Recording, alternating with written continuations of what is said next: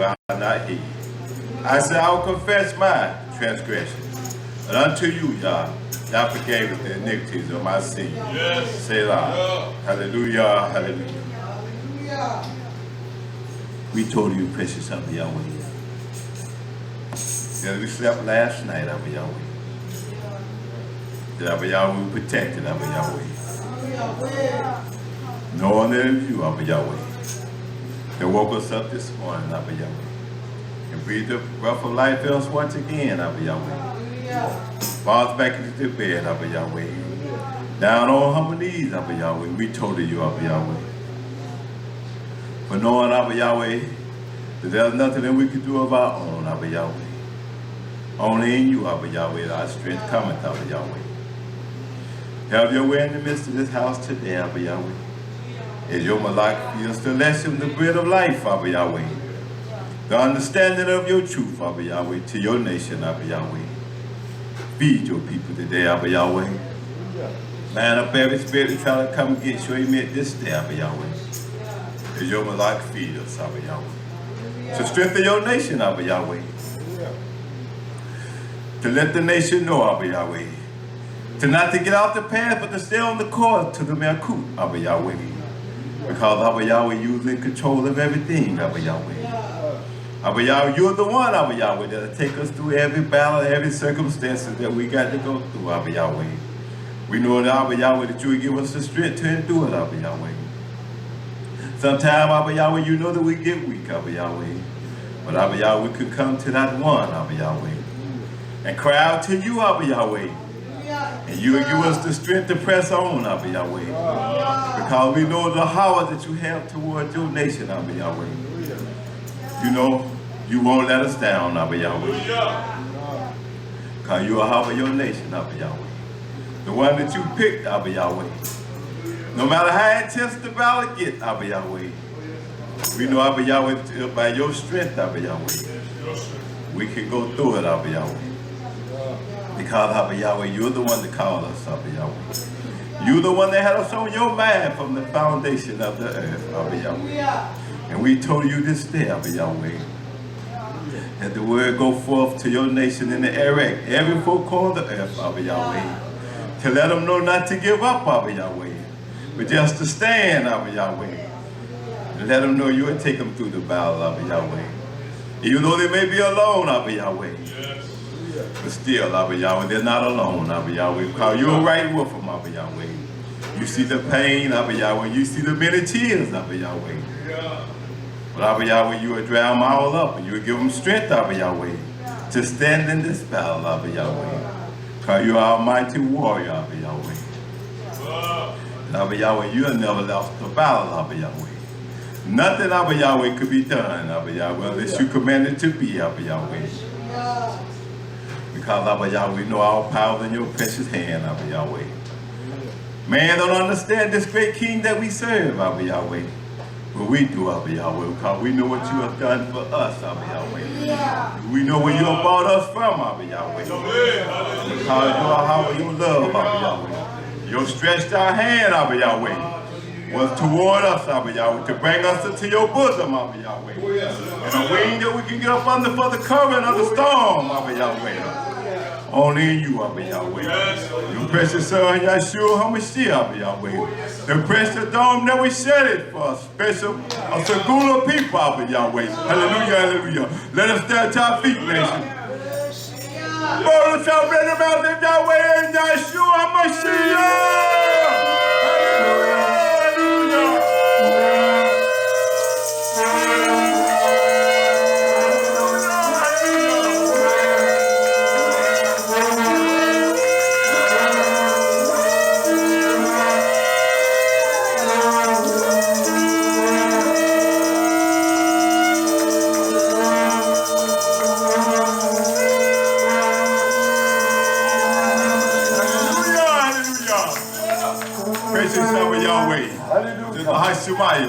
Kadosh is your Matashay. Your Merkut to come. Your will be done. In earth, Abba Yahweh, and in the high Shemayim. Give us this day our daily lesson. And forgive us our debt, Abba Yahweh. And we forgive our debtors, Abba Yahweh. And lead us not into temptation, but deliver us from evil, Abba Yahweh. For yours is the Meku, the power, and the honor, Abba Yahweh. Forever, Abba Yahweh. So be it, Abba Yahweh. May it be fulfilled in the precious mighty name of Yahshua HaMashiach. And your message, Abba Yahweh, feed us delicious, the bread of life, Abba Yahweh. For man give their own opinion, Abba Yahweh. Not according to your event, Abba Yahweh. But told Abba Yahweh that we have men that are harboring you so much, Abba Yahweh. So they give us understanding of your truth, Abba Yahweh. To keep us on the path and the course to the Meku, Abba Yahweh. And the precious mighty name of Yahshua HaMashiach, I pray. Hallelujah, hallelujah. Hallelujah. Let's be the Lord. Hallelujah. Hallelujah.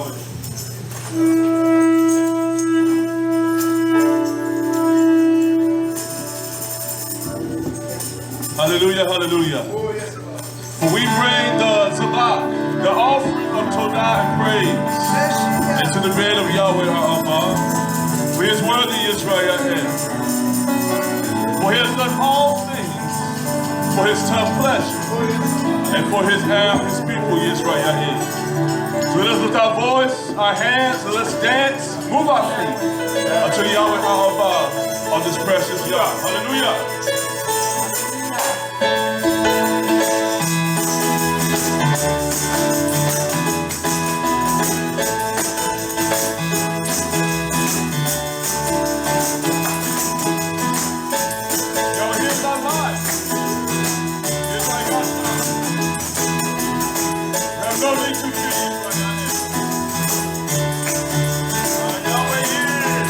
Yahweh is my light and my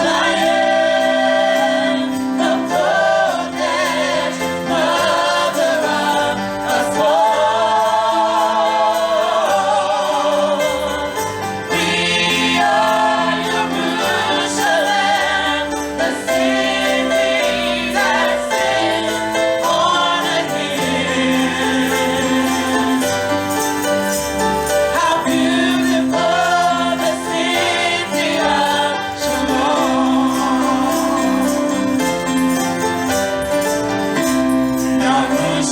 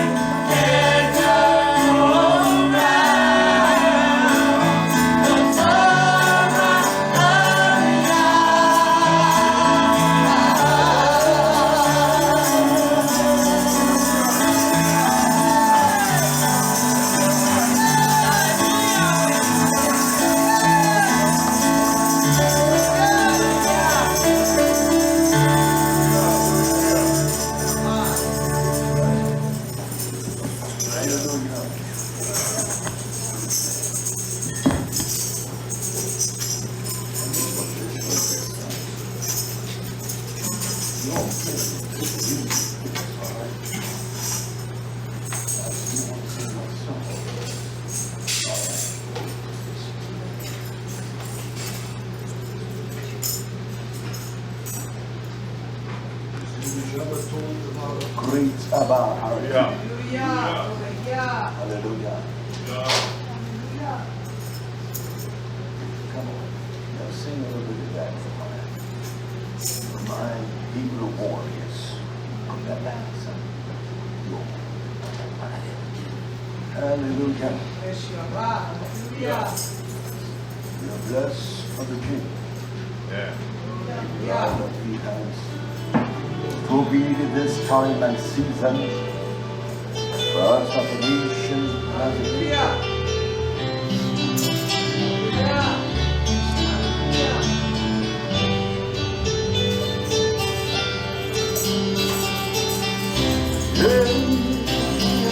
people. I'm so very glad.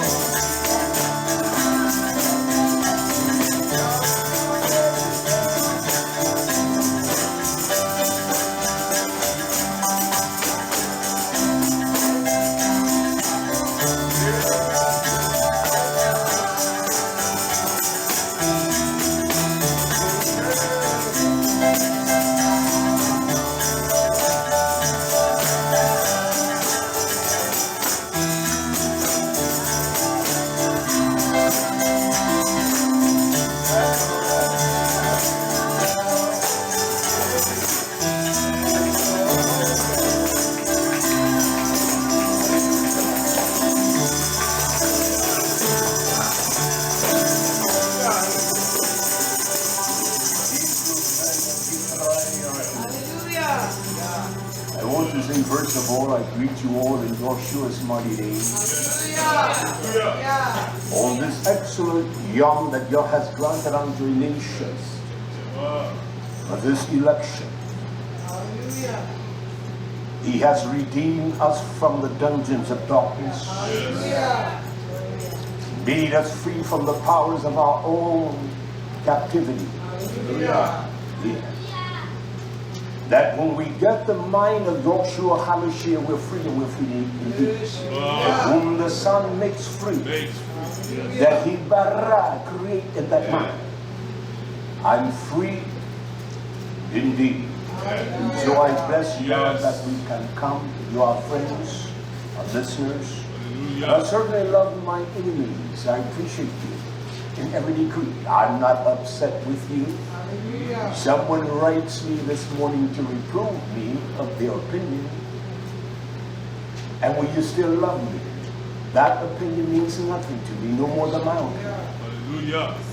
It is the formulation of a thought or concept based upon your interpretation. Your interpretation is wrong. Yes. There is only one mind that interprets, Torah. And that's the mind of Yahshua HaMashiach. Your daddy didn't do it. Yes. Moshe did not do it. Shaul did not do it. It's him. Hallelujah. Yah has not left that to our minds or entrusted that with us that we be the interpreters. It is the Gala or the uncovering of Torah. Hallelujah. And it can only be uncovered through one process and one labor, one mind. Yes. One mind adjudicates everything in the book because there is a plethora of interpretation. I believe that it makes no difference at all what you believe. It means nothing. It carries no weight at all. We shall yada, we shall understand, we shall know our truth. Imagine. And it is the truth that makes us free. So we greet you all, our friends. I don't know which direction to take because there are multiples. I'm not going to finish up any process today, but there are things that I do want to share with us before I get into the concept. What I told you I would teach, you see, I got my board in.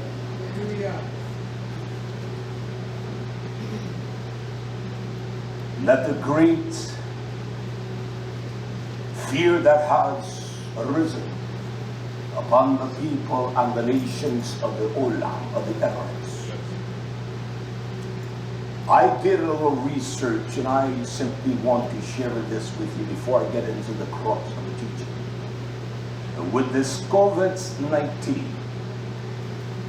I'm not trying to convey any kinds of fears. Am I coming through loud? Someone wrote me last week and said, Riak, I don't even hear you. And you all hear me. Yes. Turn on the chat and see if I'm coming through well. Ask that question. And leave it on just for a little while. And so there is a plethora of wisdom that we need in this hour. Can you hear me? It's low. Yes. Okay, it is. Yes. Come on, Akeem. Turn one of those off, all right? We need to get some quieter ones. I've been looking to purchase those for us. How about that? Is the volume, is it better? Yes. Can you hear me, Imam? All right, Imam, can you hear me? Is it all right or is it better? You can hear me? Now don't make me borrow my voice, all right? I want to teach a little bit today. How about that? And so we all can comprehend and understand. Because of my inquisitiveness, I looked this morning, I said, let me research something, y'all. And I looked at the number of deaths and the leading causes of death. In 2019, there were 457 deaths in America just because of heart disease. So for every 100 person, For every 100,000 people, there were 220 deaths, just strictly heart diseases. They died because of the disease of the heart. No one is raving about any cure that would remedy that. Cancer killed last year 599,108. Over 500,000 people in this country. In this country. Accidents or unintentional injuries and deaths, there were 169,936 people killed last year. Cars, motorcycles, just death, unintentional. Yes. I'm not talking about gunshots or violent deaths because of gunshots. Were 15,000 rounded off, and those that were lost in the woods or thrown away. Yes. There were 16,000 people that were killed last year. And this country, chronic lower respiratory diseases, over 160,000. Strokes, what a blessing. There were 146,000 plus deaths. People died.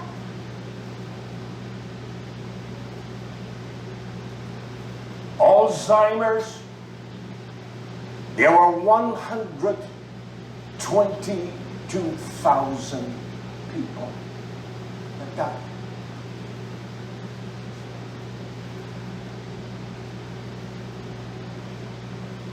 Influenza, smoking, all those things, there were 56,000 people died only in this country.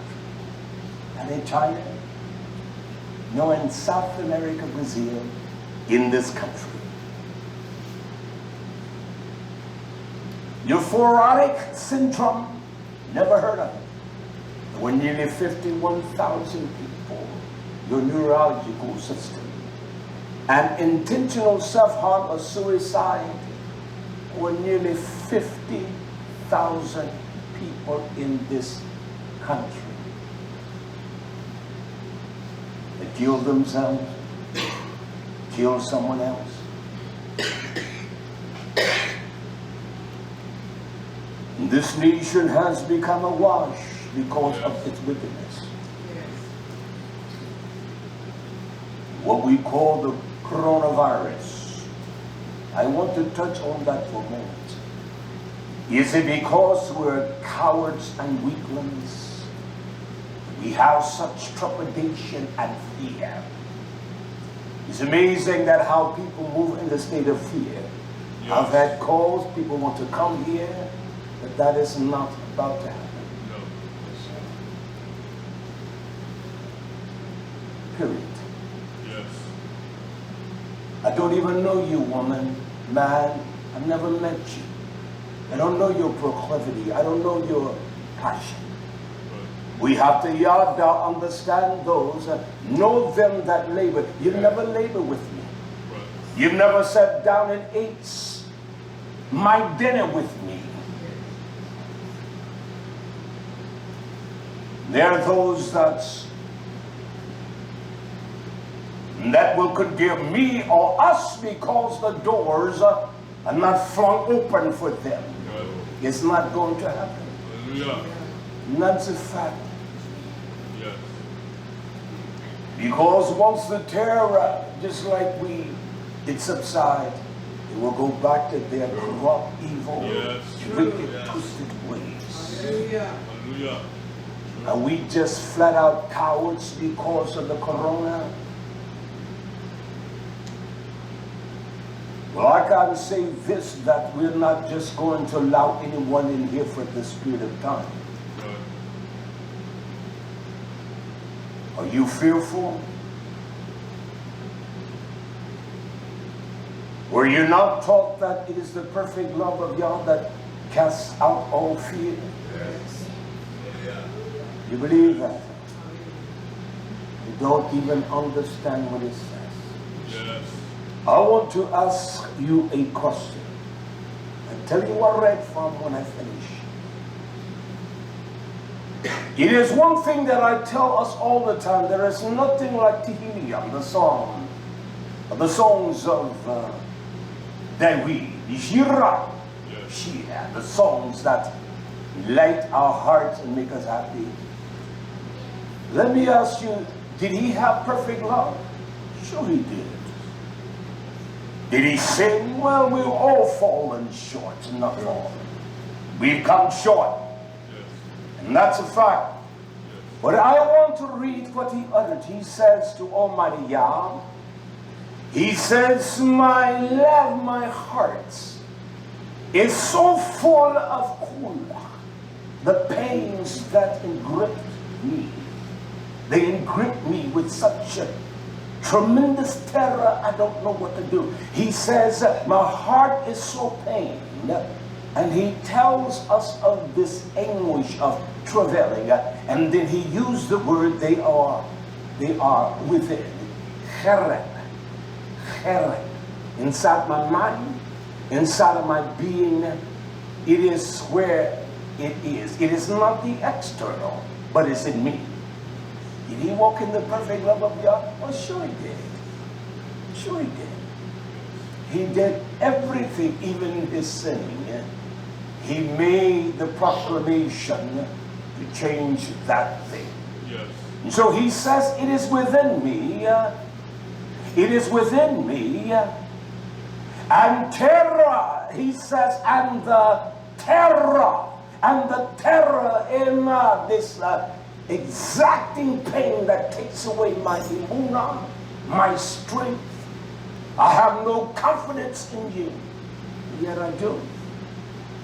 Then he says, the terror of death. Those terrors have not fallen. They have grabbed hold of my mind and sieged me. They have brought me under the power and the delusion of it. He said, it is upon me. It rests upon me. You tell me that a man of that stature, that he was in such terror of fear and trepidation, he didn't know how to run to Yah. Yes. Just like we do not. Yeah. We make our own decisions. It is not based upon the instructions of Torah. Tell you to get on your wicked knees and pray. Yeah. We don't know how to pray. We don't know how to pray. Yes. They're so sadistically evil. Yes. That's a fact. Yeah. You self-righteous ones that think that you got just like the Christians in prayer life, and they're just as wicked as you is. Yeah.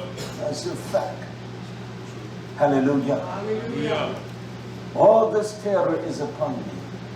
It troubles me. It has sedated me. It has brought me under that strong delusion of death, the terror and the fear of death. I'd have no escape at all. And that's what this world, you see what is being exhibited today. Yes. That's what is taking place. That's found there in Tehillim, Psalms 55, verse 4. Read the first 10 verses.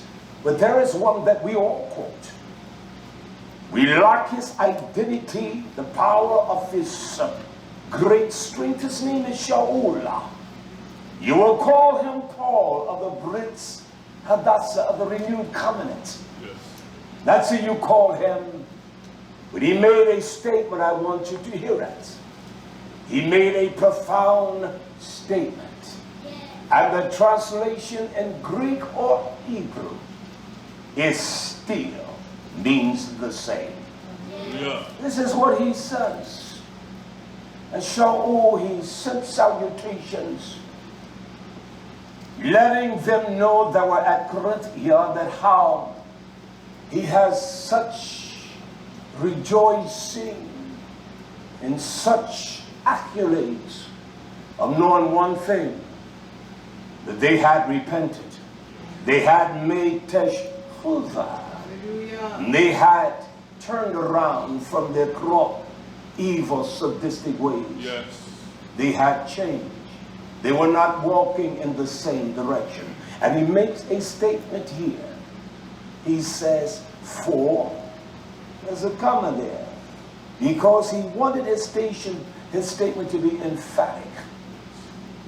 He says, for, and there's a comma to let me know that he paused, to make sure that he was certain of the language that he was about to speak unto them. He says, for when we came, when we were come to Macedonia, we are coming to that city. Yes. And this whole nation is shut down. Mr. Como up there in New York, he's letting no one in, no one out. This is the Illuminatis. You are stupid as they come. Yes. You're silly. You can't even tell me any or instruct me in anything that is of great accountability about the Illuminatis. Right. You don't even know, and many of you all, in the last few years. I remember over 40-some years ago, Evangelist Hartsfield said to me, he said, people think that the Illuminatis and these quackery groups, he said, there are groups that are much more pervasive than the Illuminatis, that people never talk about, like the Club of Rome and those of hierarchy. He said, people don't even know, and they know nothing about this. And you're flat out liars for telling the people that lie. Yes. How do you get their secret? And all those that say they have gone in, or they knew someone to be a part of their ritual, they're nothing but dirty liars. Yes. You're not talking about the Ku Klux Klan. Right. You're talking about that which is so cerebral. The Illuminatis is so cerebral. And if they take that cachet of humankind, rich and wealthy, the bourgeois, how does a simple man of my hue even understand the protocol? Right. The internet has messed you all's minds up. Yes. You're crazy than a jaybird, as grandmother would tell us. It has messed you all's minds up. The internet has turned you crazy. Yes. Don't tell me about the internet. There's not one of you that's listening. And I will guarantee that. None of us in here had internet before I did. I had it in its nucleus, the landslide. And it was nothing like this trash. Yes. 15, 18, 20 years ago, if you looked up the name YHWHSHUA, there were only 15,000 documents. I can read 15,000 documents within a span of a relative short period of time. You go today and type that in a search in Google. There is nearly 1 billion documents. All of us collectively in our lifetimes could not read that much. And back in the initial stage, I was one of the 2 million Americans that had internet. It's a fact. I know that. And it was nothing that was as asinine as it is now. And there's a fool at every corner. And people buy these fools. Truth. Well, you know, the Illuminati and the club, I tell you, the billboard, them boys are bad. How bad? What do you mean they're bad? Tell me some of their secretive secrets. How are they going to mass or how are they going to bring all the minds in subjection unto them? What is the process? Well, you know, they don't put that tip in you. The chip. You're so silly. And some of the most ignorant people will try to instruct you. Right. I will tell them, you silly. I believe this book. Hallelujah. I believe what this says. I believe this. Yes. And this book foretells and has told the whole story Hallelujah. before there was a creation of time as we know it. It had done all of that. Because there is no time with the Most High. Well, you don't know how to explain everything. I'll tell you what, I was thinking this morning. Amen. Man is so arrogant, yet he cannot explain the molecule of hydrogen and oxygen. He can work out his formulas of why we breathe the way we do. He cannot go to the depths of Yah's creation, but yet he understands the mind of Almighty Yah. He can tell you when time began. He's a fool. We are foolish, immature, and we are stupid. Yes. We're such coward, full of fear. And I read what Yahweh says. Hallelujah. He said, when we come, we desire to come unto you in Macedonia. He talks about, in the Greek term, he calls it his self, our flesh, our construct. He says our flesh, our carnal mind, our physicality, our flesh, it had no rest. There was no assurance, no security. We had no rest. But he says we were all libo. We were all troubled. We had grown weak. We could not even move in the power of Yah's Ruah. We were pressed upon. And everything we did, we were compressed on every side. On every side. Everything, my mind, and those that I would associate with, those that had accompanied me, we were pressed. Pressed so hard we didn't know how to come from under that. We all are pressed. Press. He said on every side. We were pressed on every side. He says without. He was simply implying around me. Everything around me. There were fighting. There were battles of intensity. And then he talks about the S-O-T. His S-O-T within. S-O-T within me. For within me, in my inward parts, in my mind, there were fears. Yes. Yeah, I was scared as a jackrabbit. Yes. These polluted concepts of what Torah implies. How man, in the boldness of his brass, corrupt nature, men don't even have the mind of Yahushua, has no fear or trepidation. He said, I'm telling you, I was scared. Not scared, but I was scared. As the country boy would say, I was scared. I was stirred. I was scared. He said, there was much yira. I was afraid. I was full of trepidation. These twisted liars out here, listen. Here's one thing, the world gets afraid, but when the world knows that they're bullet flying, they will go. Yes, they are. Yes. Boys out there hunting, they're going to wear those orange garments that will show them. When they hear something, they go dark. And so that's what we're going to do, is what we're going to dark. Yeah. We're going to hide ourselves. Yeah. Not yet. Because no one is coming down in here to bring no kind of trepidation. That is not coming back that way. Hallelujah. But such a multitude of interpretation. Well, you know that's this far is. I said to my young friend, I want a copy of this printed for everyone.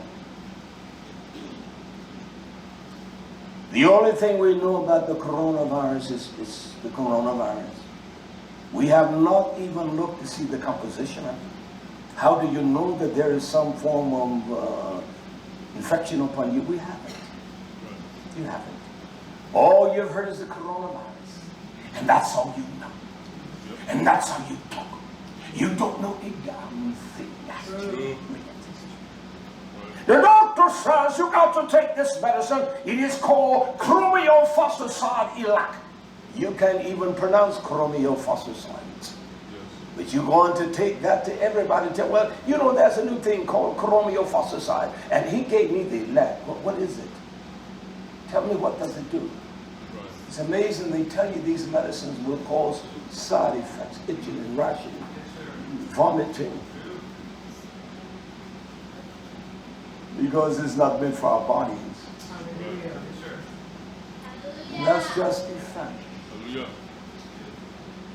We have all condemned our bodies. We've done wrong by them. There's not one of us in here. That's all. That hasn't. And the way we ate, our attitude, all of that affects. And it is effective by working on your neurological makeup. Yes. And that's just a fact. Period. Shaul says, and fighting is thin within, and he said, and there were the great phobos. There was such fears, that dreads and terror. It was a terror that it would strike my heart, that I would become so panicky it would paralyze me. Was he a righteous man? Was Shaul a strong man? I don't have the strength that Shaul has. I don't have a tenth of that. But I know the one that imparted that strength in the Shaul. His name is Yoshua HaMashiach. He is the same one that imparted the strength for that moment, for that hour, for me to overcome that. That's enough.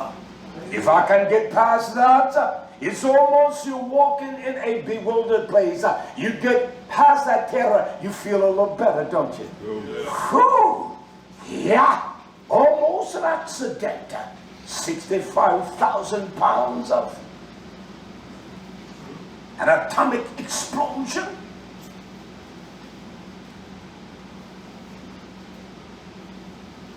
And then it makes you become even more conscientious of the next move. And so we will be a conscientious people. And that's a fact. We will guard ourselves, our babies. If I had known, I'm not sure, if I had known this, they were coming, I would have told them, don't come, stay home. Not now. Period. And you as well, just wait. We don't want you coming here and attracting something from us, and it is vice versa as well. Period. These folks are not telling you things that are not real, but they're using that phobos, the fear of the minds of people. It doesn't take us much to become fearful. Back in the 60s, there were only certain scary movies. The mummy could not walk as fast. Tifra could outrun him. But the mummy was always found in that place. That's how he walked. And we would be frightened. He had one arm up here. He was mummified. He wrapped in cloth. That's how his steps were. And it terrified us. That's how he walked. That's how he walked. That's how he walked. So it doesn't take much to captivate an ignorant people with ignorance. And I say without repentance, we are an ignorant people. Every degree. You think we are bright intellectually, and you can't even tell no one the composition of a sentence or paragraph. The 7 parts of the speak of the English vernacular. That doesn't make you smart because you know that. I'd rather have a brother that could drive And nailed straight with the hammer, you know he's bad when he hits. He got that 20-ounce hammer. He's right. He drive that thing over the tap, 3 other taps is down in there. SHABBAT, boom, boom, bah! He knows. I'd rather have that. Yes. Than the brilliant scientific mind you think you have. A few more things I want to say. I want to get into the depth of the teaching. So these kinds of things, that was found in 2 Corinthians chapter 7. Read the entire chapter. It will give you some enlightenment. I did not intend, but I did, to take half an hour on this. You are friends began, I greet you. I want to begin the teaching of what I said I would teach concerning the delusion of lies that have been purported by the religious minds. These things have been introduced by especially those that are identified as the Sephardic Jews, Judaism. We as a people, you identify with great boldness of arrogance. I'm a Hebrew Israelite. And yet the concept of everything you function in is after the order of those that you say are not Jews. They are Jews. Yes. They are the Jews. I have no problem with Yes. that. They are the Jews. Because there is no identity of Jews, not in Torah, the Brit Hadassa.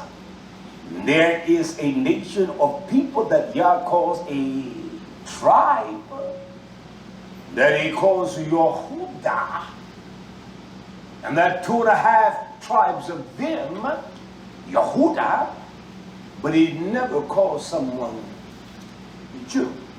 Yes. So I have no compunction with Judaism, Jews, their identity. I don't have no problem with that. I got a problem with you that say you're YisraYah'ale, and you were birthed out of the loins of the promise of Abraham. Right. Is that you're a Hebrew? It means nothing. Because Esau, the one you say, don't you know he is still a Hebrew now? Esau is still a Hebrew. Yes. He is still a Hebrew. We are ignorant people. There was only one people out of the promise of Abraham, out of the Zerah of Yaakov, that is the being of YisraYah'ale. So there are Arabics that are Hebrews, people, every nationality in complexion of skin color. Yes. They are. He elected a Zerah, a seed, out of the loins of Abraham. And so you are flat out lying. You're silly and you're foolish. I take nothing back. Hallelujah. Nothing. At all. And so we have this concept of the Moadim. Well, those that say that the Hanoch calendar is right, the lunar solar, is precisely 364 days. It's not like the Julian calendar that we use, 365 days, point, 2 or 3 hours, point so many seconds. No, when Yah made a day, it was a day. Yes. When he made night, it was a night. And that is what I want to deal with, this concept of delusion that has walked the minds of the people. You understand that I will go back 15 years, no one was really hardly teaching out of the Book of Hanoch. None of those books. And so this new breed of consciousness, it is so stupid, it is pathetic. These young cats still living with their mamas and daddies. Can't even wash behind their ears. Yet they know everything within a span of a few years. I've been preaching over 40-some years. And I'm as ignorant as I was that many years back. as I am today. And that's a fact. And they have the know-it-all instantaneously. I don't like instant grits. Give me the corn yellow grits that it takes a while to boil and make them nice and soft. I don't like the instant grits. And there's no fervor of taste to me. Give me the real grits. You had that much butter. How about that? Yeah.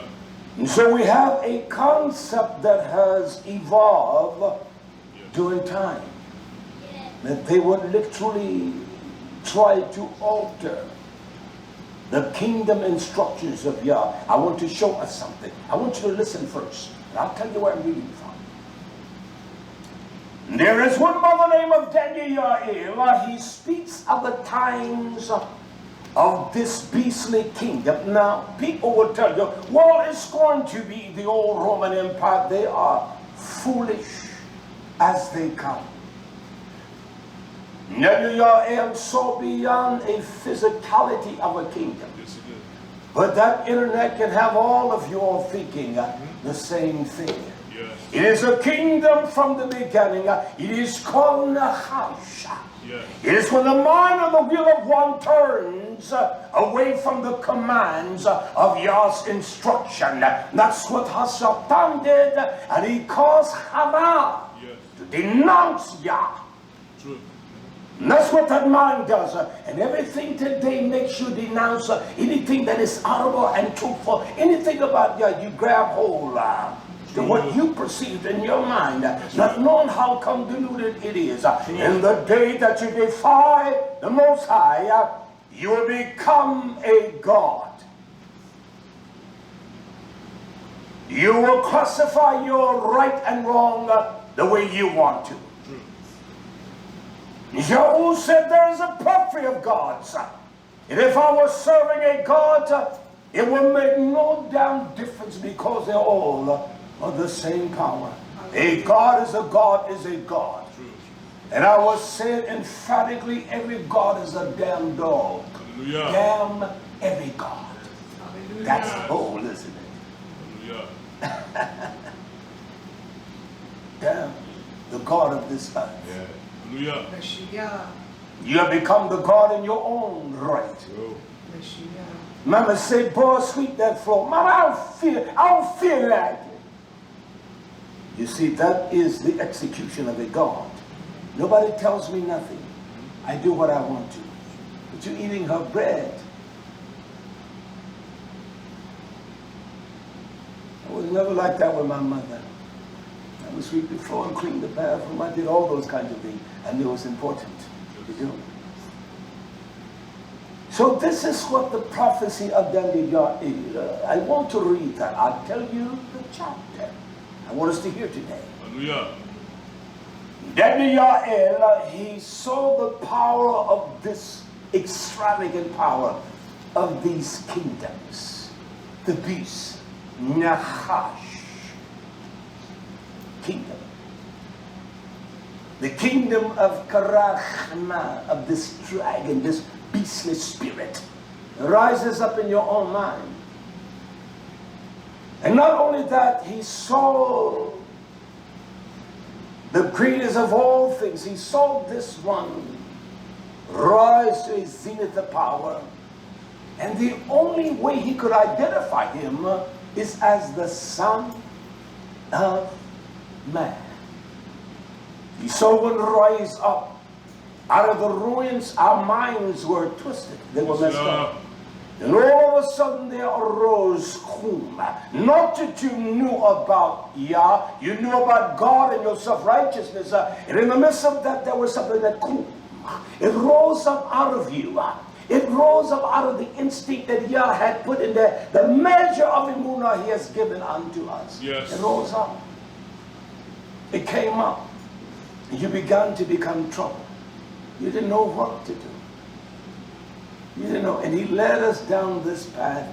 It was all twisted. But he said, you get that, don't worry. Just follow the path. This is what Daniel says. There is one that rises Nachash. He speaks great words against the Most High. And that's what we do when we defy the commandments of Yahweh, what He commands us. Yes. We're speaking in our boastful attitudes, in our arrogance. He shall speak great words against the Most High. And he talks about this man shall wear out. He shall belah. There are many sons and daughters that have worn out their parents, that were striving to please Yah, that had a press in them, their rebelliousness, their hard-headedness. And that's the way this nation, the nation, and those that identify as Hebrew Israelites, some of the most rebellious, uncaring people, they don't give a damn about no one. They're selfish and greedy. Yeah. He will seek to wear out, to destroy the effectiveness of YisraYah'ale, the Kirushim of Almighty Yah. And he does it not in a physical sense, he does it in the mental, by the mental properties. Yes. By the mental, you see how that everyone has become seduced under this experience in America. We don't know what it is.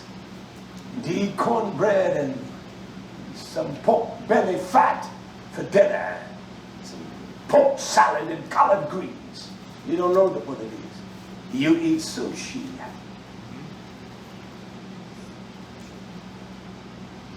That's a fact. And so this mind, this delusion, it is not my delusion that wear you out. It is not the lies that I purport that wear you out. It's your own lies. It's your own corruption that destroys you.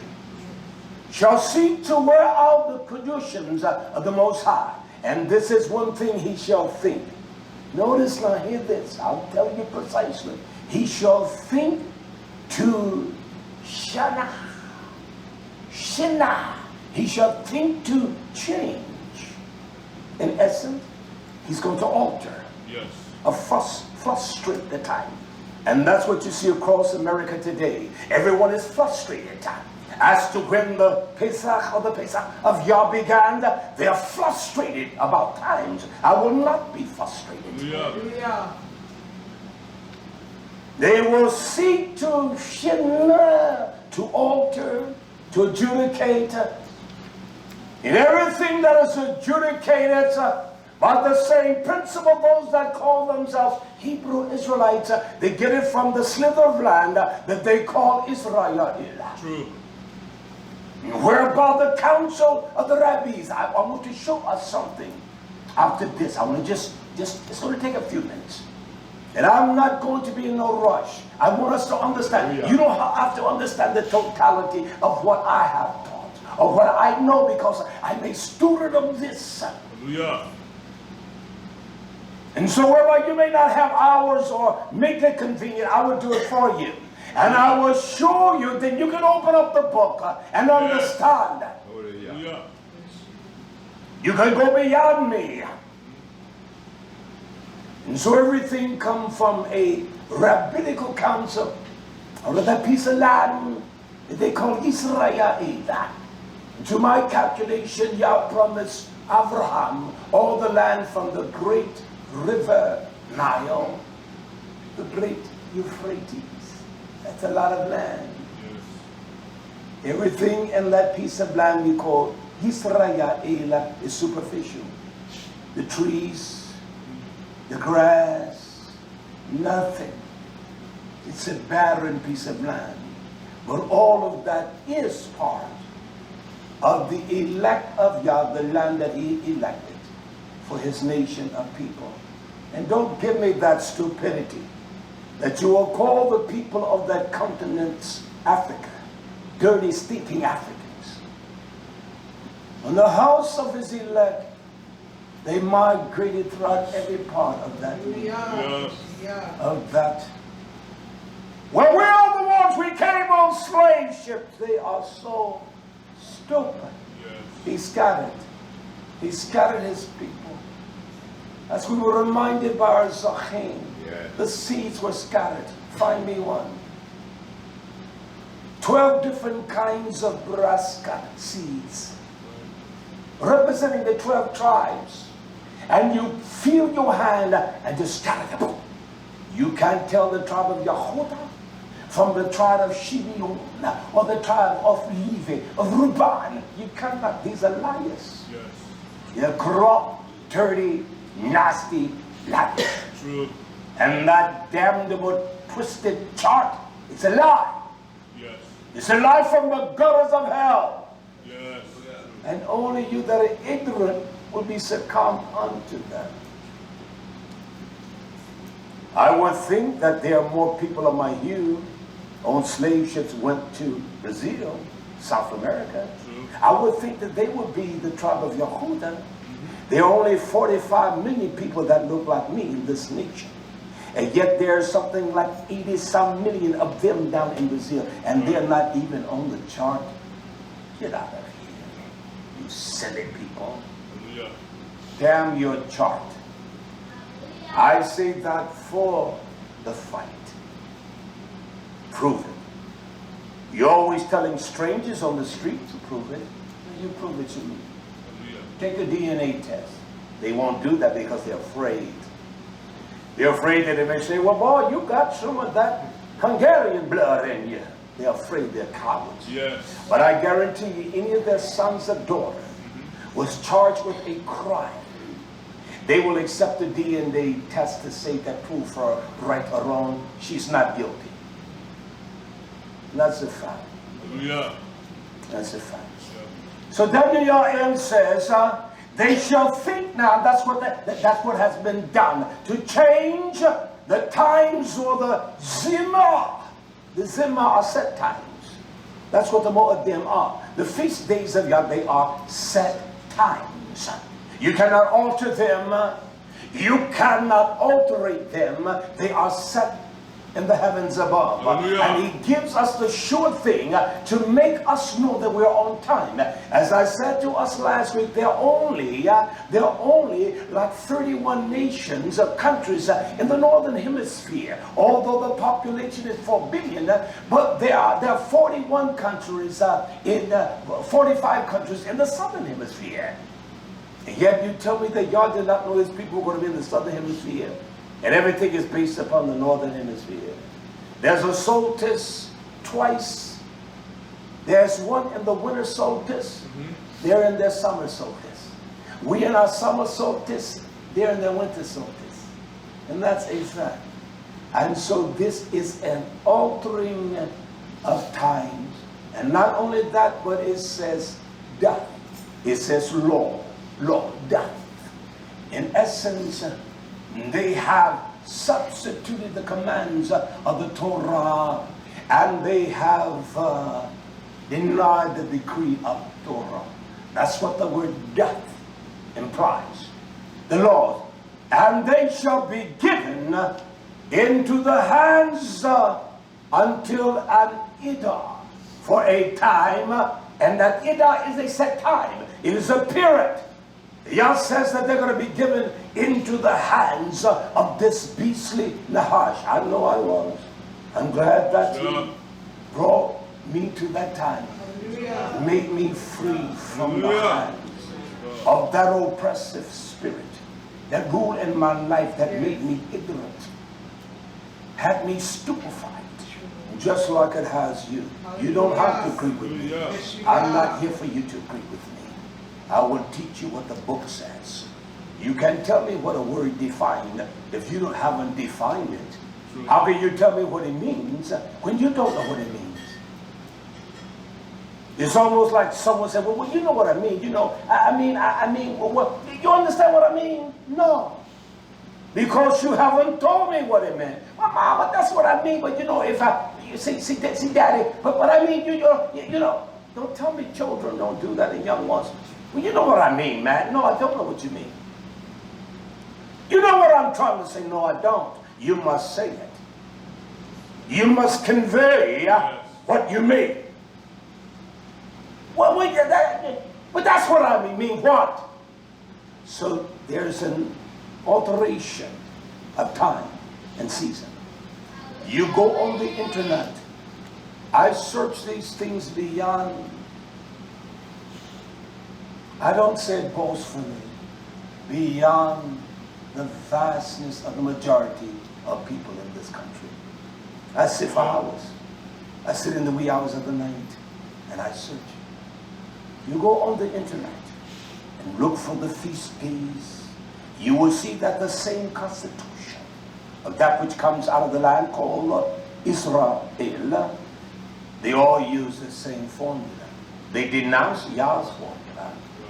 It has no meaning to them at all. We will go Yah's way and no other way.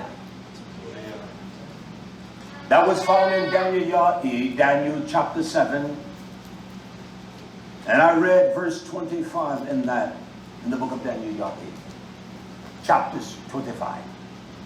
Now there's the same witness as Shaul as he writes unto Thessalonica. He says something that is profound unto Thessalonica. That's what he says. Shaul says this in 1 Thessalonica. I'm going to read. And then I will tell you. He says, but the times, he utilized the word chronos in the Greek vernacular. It is chronicles. It is chronicles. Chronos. Chronos. But the times, and also the charuz. The charuz. I want to define this. Chai, charuz, just like a rose. Charuz, charuz. It means this. A fixed and definite time. When a time is fixed. When a time is fixed. Yes. The day I was born, it may follow certain days of the week, but it is a fixed time. It is a fixed time. It is a fixed time. Yes. The wicked Christmas is a fixed time. It's not on the 27th.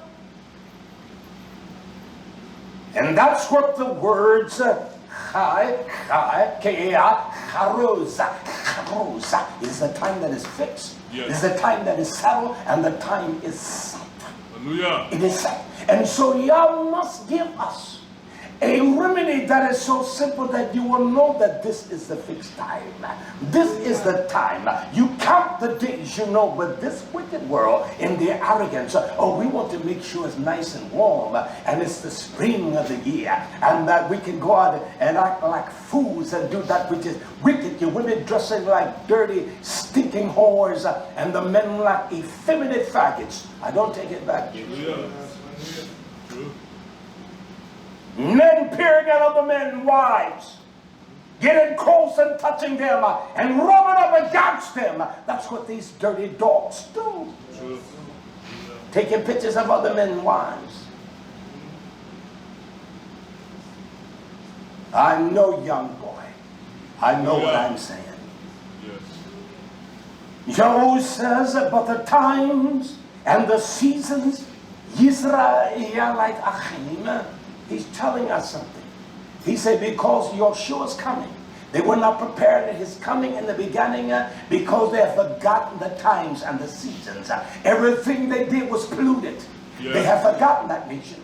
So he said the time, it is going to be around the seasons of Yah. That's why the seasons are so important. That's why the Moedim are so important. That's why we must retain that and teach our babies. Teach them to look up at that thing called the moon. Teach them to have observation. Not to study it for 20 years and sit out there and watch all night. Hallelujah. They must have an observation. An observatory that they can look and they can count in their minds and they will know and they can reason within the construct of what Yah has given us. Hallelujah. Elias, I don't care if nobody loves me. I don't care if nobody wants to fellowship. I am all right with that. I have no compunction with that at all. I'm not lonely.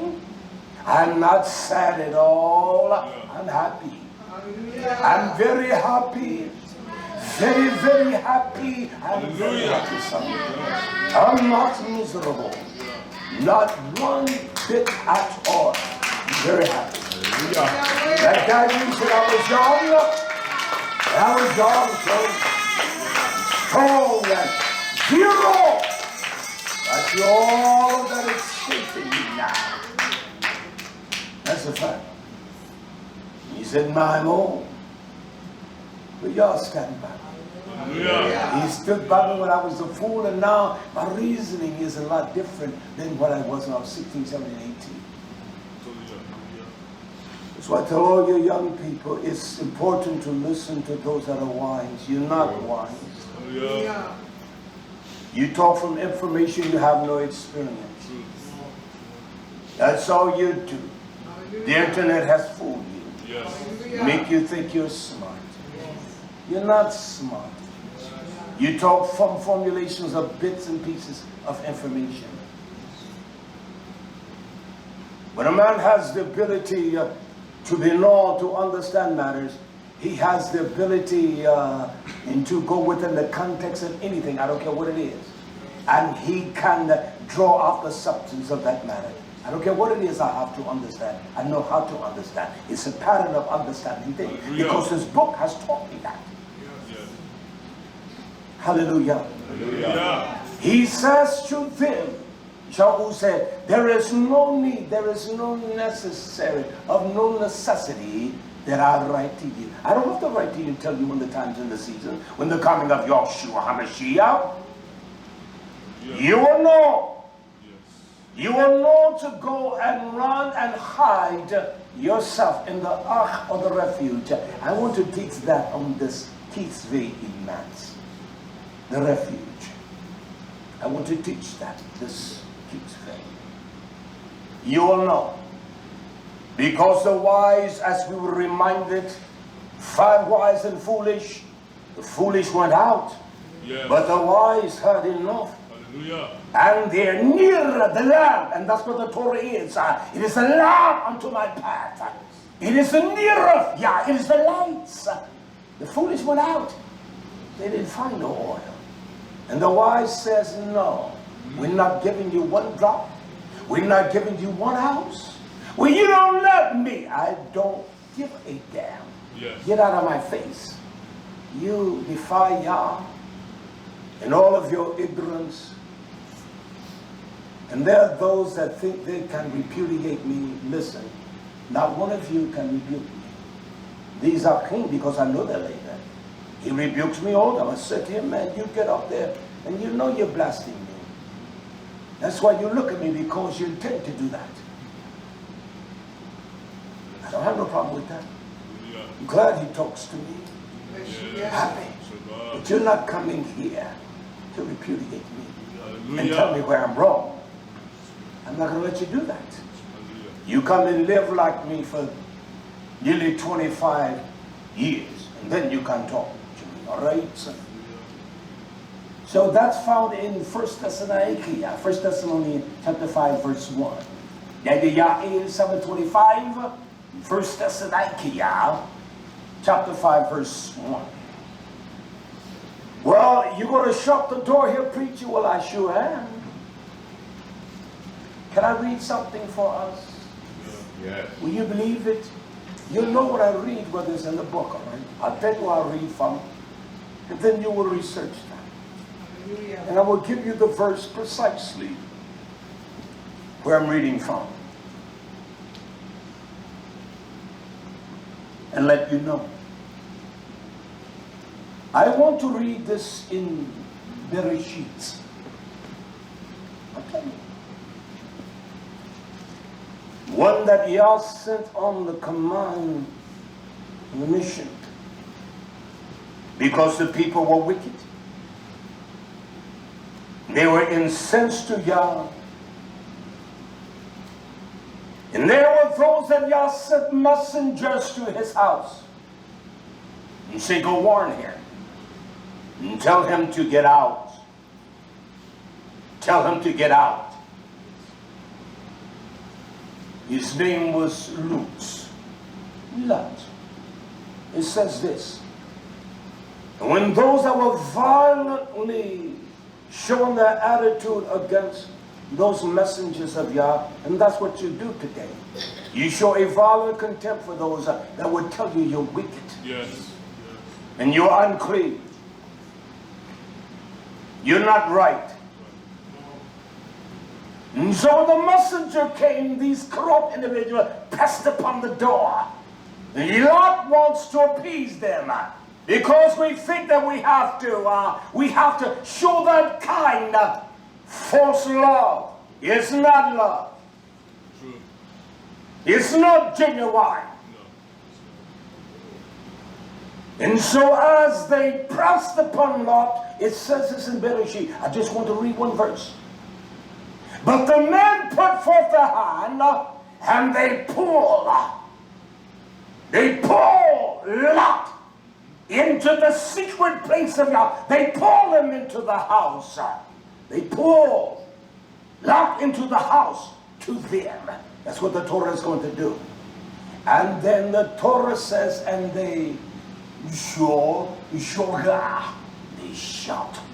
the door. They said, damn them all.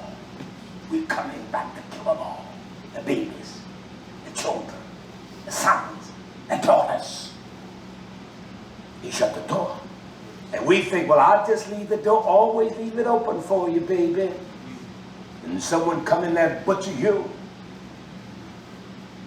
They pull him in. The immutability of Yah, that what he says he cannot lie, will pull us in. Hallelujah. He pulled them in. And he shut the door. He said, this is it. This is all coming out of this place. Excuse me. No one else. And then when his wife comes out, she becomes a pillar of salt because she looked back to her ways. There is nothing, I want to tell you daughters, there's nothing like an evil wife. There's nothing like a corrupt, evil wife. Wow. He built you to be the beauty of a man's strength. Hallelujah. And then when they see you, they will look at him and say, I can see why he's the man that he is. He has a beauty about him because she identifies his strength. And that's what this woman, the assembly of YisraYah'ale, we beautify, we accentuate the beauty of Yeshua HaMashiach's strength. And so when the world sees us, they say, something strange about him. She just doesn't look right. She's a beautiful woman. Look how she dressed. Look how she covers herself. And that's just a fact. Hallelujah. These false wearing wigs and all of that mess. Woman, grow your hair. You've killed all the follicles of your hair, perms and all that stuff. Just put some grease on it. Learn how to take care of it. They will go when their hair was breaking off. In the days when I was growing up in the 60s, my grandmother, they didn't go down and buy that fancy stuff you buy. They made their own grease. Now, I may have it wrong, but my grandmother over here always talk about the rat vine. Huh? Was it rat vine? She would always say, yeah, we got to make some grease and put some in. And they made their own grease. And they grass those youngers' head. They had long, pretty hair. And they get a little crazy at times. They got to put the straighten comb to it. And make it to it. Not to it, but to it. And make it straight and long. That's what they would do. I don't care how long the hair was. You keep it plaited. They get it right. Yes. I don't care if it was that long or that long. If it was that long, they could plait it. They get it right. Yes. And you have all this pollution, women digging in your crazy head. Fool! True. Strangers you don't even know. You don't even know if it's a woman or a man. True. You don't know if it's a woman or a man. Hallelujah. Period. But their hair would grow, would it not? True. That's fact. I was young, I remember all that. In the 60s, I remember that. Sit down betwixt her, not between, but betwixt her legs. You sat on the floor with no cushion or nothing. You sat betwixt.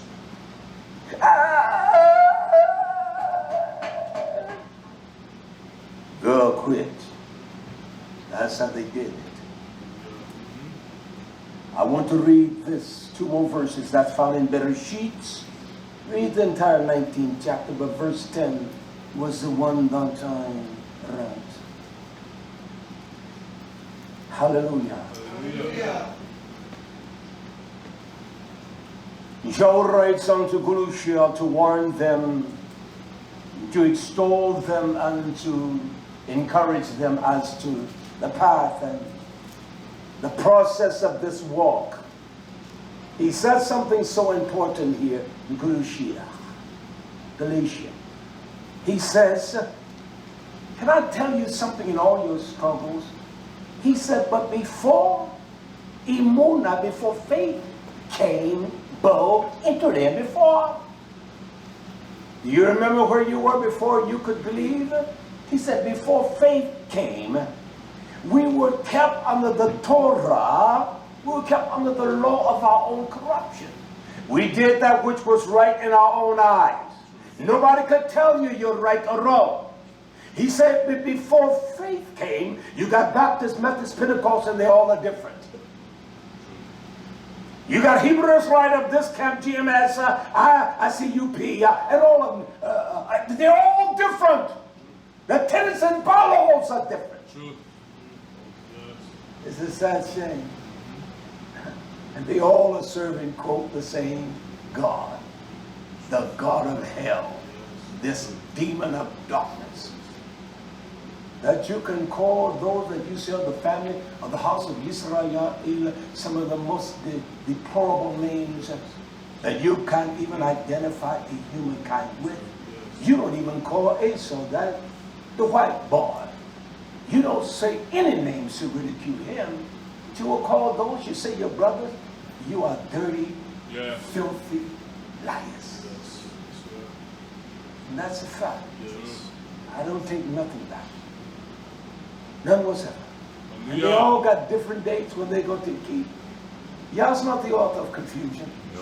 Where envy and strife is, these are evil people. True. There's confusion and every evil work. You think that the rabbinical council there, what they call YisraYah'ale, there's not every kind of evil work among them. Ask the Catholic diocese that have spent nearly $100 million on these men raping their daughters and kissing them in their mouths and all of that. That's evil. True. Setting them on their laps in positions that are so evil. The Pentecostal ones as well. You don't play with children like that. Hallelujah. And embracing them in ways that are so foul and evil. I love my babies, but their ways are not going to kiss them or touch them. Hallelujah. I love the young daughters. Get out of my house. Papa, how you doing? I'm bringing this. Okay, I'm doing it. See you later, alligator. After a while, crocodile. That's how it goes. Yes. They have no regard. They have no fear nation. No, that's why they can become delusional. I'm going to spend an hour on this, and the next week I take it into depth that will bless you. They don't know anything. The blind leading the blind. I'm not blind. But I will not let you lead me. You're blind as they come. You're not going to teach me. You will know man can teach you by his works. You will know that. I was talking to the Achim the other day as we were walking across the roads doing the fence. And the one that was here, he was jealous of this man. He was jealous of that Zachim. Yeah. When that young man was only 17 years old, I said to him, you're nothing but a jackass of a coward. Because what he could do. And there's one thing I was saying, I don't say it if he get a fat head. I don't carry the sword in vain. He knows that. Yeah. There's nothing. this man can do. No. Ain't nothing this man can do. No. I said to them, our big dump truck. This fool that said we need to rebuild the engine, he examined it. He said, we don't have to. He's our fix. And I would come up there fussing and he would keep that same composure. I could tell in his voice he was a little nervous and a little afraid, but he knows I love him. Yes. He's a little nervous. They fixed it. No. That fool that was here said we need a new turbo on there. He said, I found the problem with the turbo. When he rebuilt the skid loader engine, the man that he took the thing to ask him how to set the timing, he said, that ain't bad. You got it started. Most people don't ever get it running. You got that thing running. It don't get fat. Yes. I don't care what it is. True. You can do it. Yes. And that man that was twice his age then was so jealous of him. So jealous. I said, you are sick in your crazy, stupid head. And there's one thing about that person. He didn't like to share. Even the one that was here, her son-in-law, he said he doesn't want to share nothing with you, Leon. But that man will share everything with you. He'll teach you. That's a man. Hallelujah. And nothing he can do. Even when he can't do it, you'll find out how to do it. And that's a fact. Hallelujah. That's just a fact. Yeah. Hallelujah. Hallelujah. I want to read this quickly because I want to get into this part that I can use this a little bit. That was found in Gulushia, chapter 3. Let me finish this, verse 23. And this is what Shaul says. I want you to sunchleo. That's S-H-U-T. That's spelled shut, right? S-H-U-T. He said, I want you to sunchleo. That is to shut it up on every side. Shut the door, bolt it, padlock it. Don't let anybody come in or anybody out. And the fear of the nation is that when they're locking down the cities, well, I can understand that. People coming into the city bringing all kinds of diseases. Mr. Cuomo shut down New York. That's why they don't want you bringing. You'll be surprised that people have sound the alarm. I got this virus, and many have been prosecuted, and nothing is wrong with them. We did that when we had colds, and Granny put you in that boy, get in that room and then sit down, just lay in bed. And you're so fearful. Somewhere there has to be some kind of sense of understanding of the matter. Right. And I don't agree with the wicked. Hallelujah. But it served the wicked man of the rich man no purpose to kill you all. Who's going to work his fields? Who's going to make him more rich? A rich man is not satisfied with 60 billion or 100 billion. Ask Mr. Renzo, ask Bill Gates. Ask stupid. Ask Mr. Putin there. Look at some of the nations down at the little islands, Trinidad, Tobago. Those greedy damn bastards got rich, and they're still getting richer on the back of the poor people there. They're greedy bastards. They don't care about the poor people. You think those Duvals cared about the poor people that hated? It's still a poverty-ridden country. The Hebrew Israelites, though.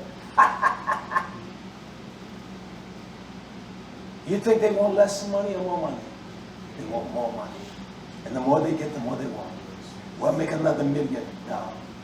Those greedy bastards of the ones make $1 million every day. Can you all hear my voice? Yes.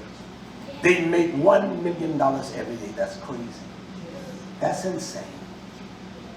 The Waltons that own Walmart and Sam, they make $1 million a day. And the only thing they own is the controlling interest in the company.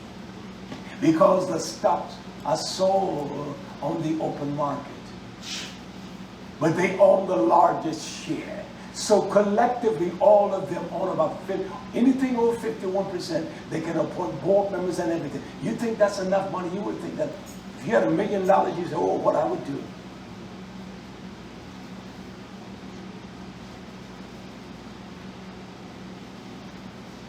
And they're still greedy for more. It is so stupid. Who's going to buy the products? You need somebody to buy it. And somewhere you got to pay them something to create and make. Because it is stupid as cat's dog.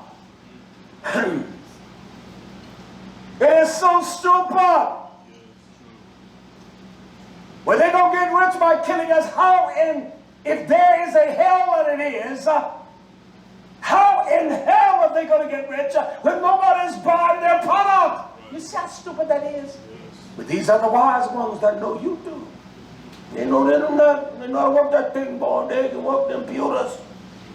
They are stupid. They are ignorant. They are insanely ignorant. God's going to tear this down. And he doesn't need no kingdom of darkness to tear down. He's going to tear it down. He didn't need no help tearing down YisraYah'ale, Egypt. He tore the nasty whore down to the ground. This is in Yah's hands. Everything is in his hands. Everything. And the wicked ain't going to do nothing. Ain't not. So it's some stupid nation. Why do you all buy these erroneous lies? You don't like me because I cut deep in your sins and tell you you're evil and you're wicked. And you're going to die that way. You better change your mind, young one. You're going to die that way. Well, I don't believe in hell. Well, then why even go and rob banks or they get you a couple of keys of cocaine and get rich? Or die trying to get rich? You might as well. You're poor. You have nothing. So you might as well die trying to get rich. If you don't believe this book. If you don't believe this book. Hallelujah. It says this in the book of Ezra, 3rd Ezra. Just listen. 3rd Ezra, it says this. This is what Yah commands the messenger, the scribe, to write, to pen the wisdom of Yah. He says, take a guide. I know you've done it one time. Go over it again. Look at it again. Well, I've gone over it 3 times. Do it again. Yes. Mama, I've done it. Do it again. When I was in the military, if the drill could not come in and take a quarter, 25 cents, throw it down on your bed and it bounces up in his hand, he's going to tear it out. You knew it was tight. It was certain velocity, you have to throw the corn down. You tear it up, just tear it up. Well, you get so upset like, man, why you do me like this? Don't do this, man, this make it right tight. They come in and tear it all up. To make you be very attentive. Yes. So after that, you didn't, we go around with each other and say, that ain't gonna pass on me. You better, no, me wolves, you about to tear that down, man. That ain't gonna pass. The quarter must, you gotta throw it down, it must bounce up. Tight as a drum, man. So Ezra says, Yah says, take your guide, not some, but the full number. Uzayan. Take the number, know who's with you, and then Yah says, I want you to sarah, to imprison. Shut up those of yours that are clothed in white. Shut the door, don't let nobody in. Yes. Even these fools are understanding the principles of Yah. Shut the city down. No. True. Anything that is essential. We're so immature, it's pathetic. True. And we're the ones that want to guide and teach someone. This is what the prophet says to Zion. Take the full number. Take it all into account. Take into account our babies and all. Shut it up, he says, son. Yes. Don't just shut the damn gate. Right. Shut it. Shut it. Hmm? Shut it. Yes. Well, you're afraid. Well, Shaul was afraid. No, he was afraid, but that doesn't make me move away from the certainty of the principles of Yah. That does not make me alter the principles of Yah. Did I turn my back away from him and turn some other way to some other solution? He tells them to shut up those of yours that are clothed in white. Anyone that is not clothed in white, don't let them come in. Anyone that is not confessing the power of the name of Yahshua, you don't let them come in. And that's just a fact. Hallelujah. They don't love Yah, period. And you can try them and test them and see their attitude and how they respond. That are clothed in white, who are they? Those that have fulfilled the Torah of Almighty Yahweh. Hallelujah. Those are the only ones.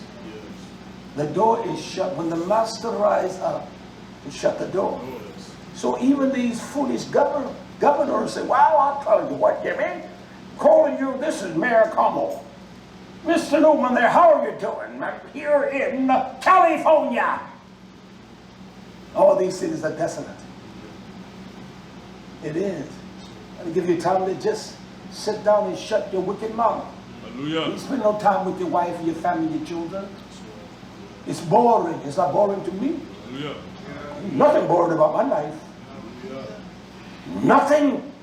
Am I bored? I left to work. Better come get you veggies up there. You better get that. He even said that. She asked about her. He's going to get it. You can plant your whatever you want. I got them all labeled. I'll cut off what you want. Those plants look beautiful, don't they? True. And then the fertilizer is coming in Monday. I was talking to my friend. I said, you know how much we spent for 10 bags of fertilizer?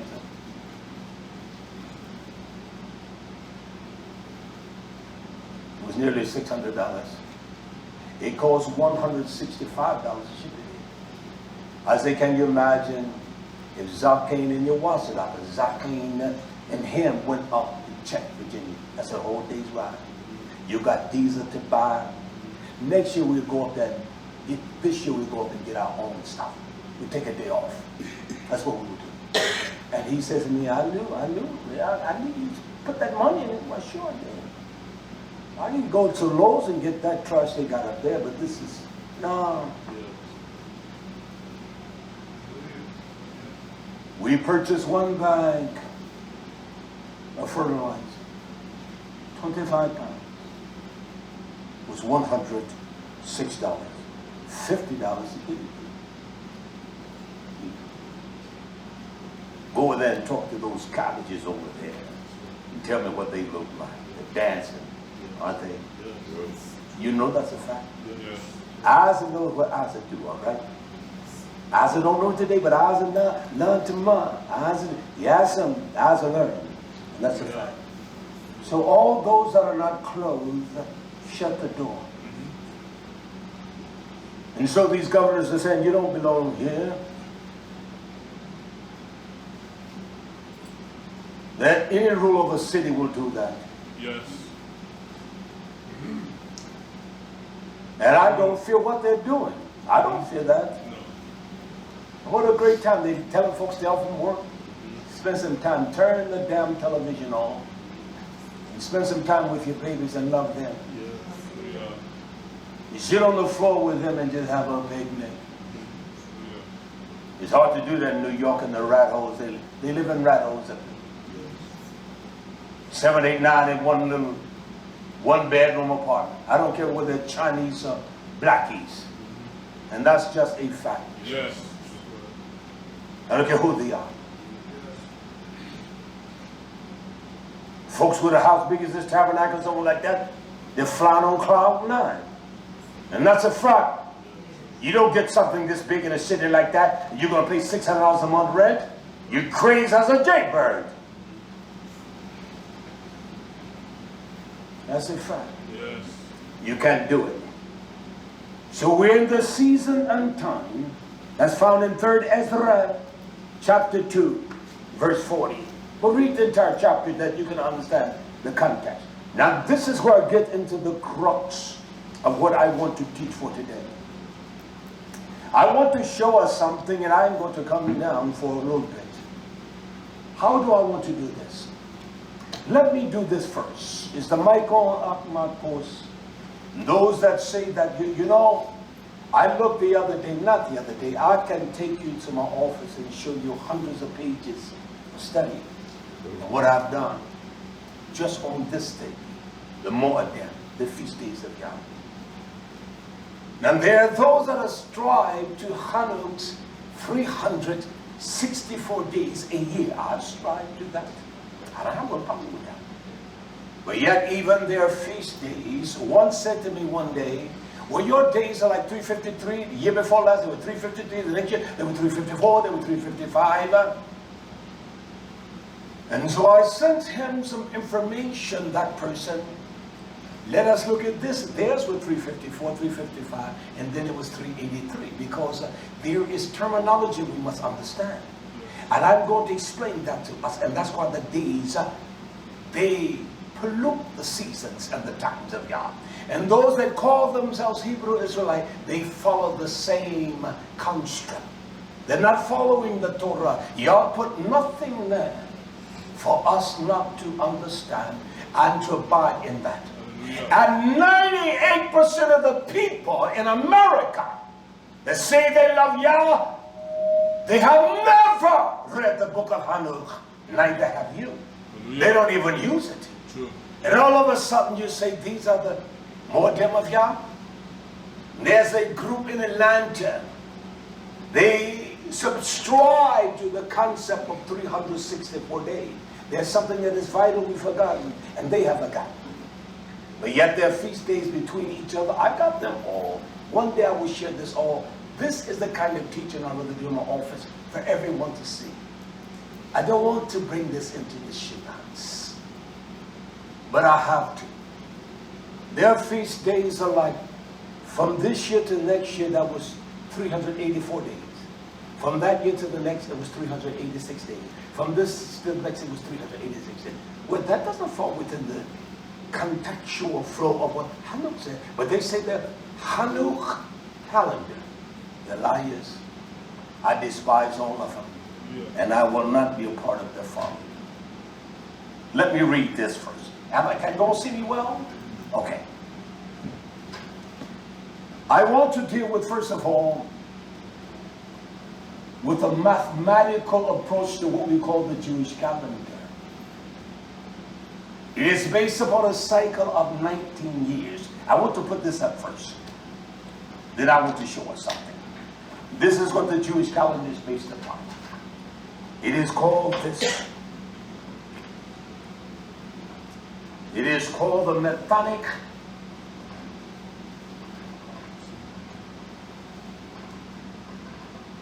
cycle. It is called the Metonic cycle. And Melton was this Greek scholar that for 19 years he sat and observed what we call the celestial bodies for 19 years to try to correlate the lunar cycles of what we call the synodic months of the moon and what you call the lunar solar year. Try to synchronize them. And he did a study, and I will show you his resolution. I want to write this formula down. He came up with this. 3 years, the 6th year, the 8th year, the 8th year, the 11th year,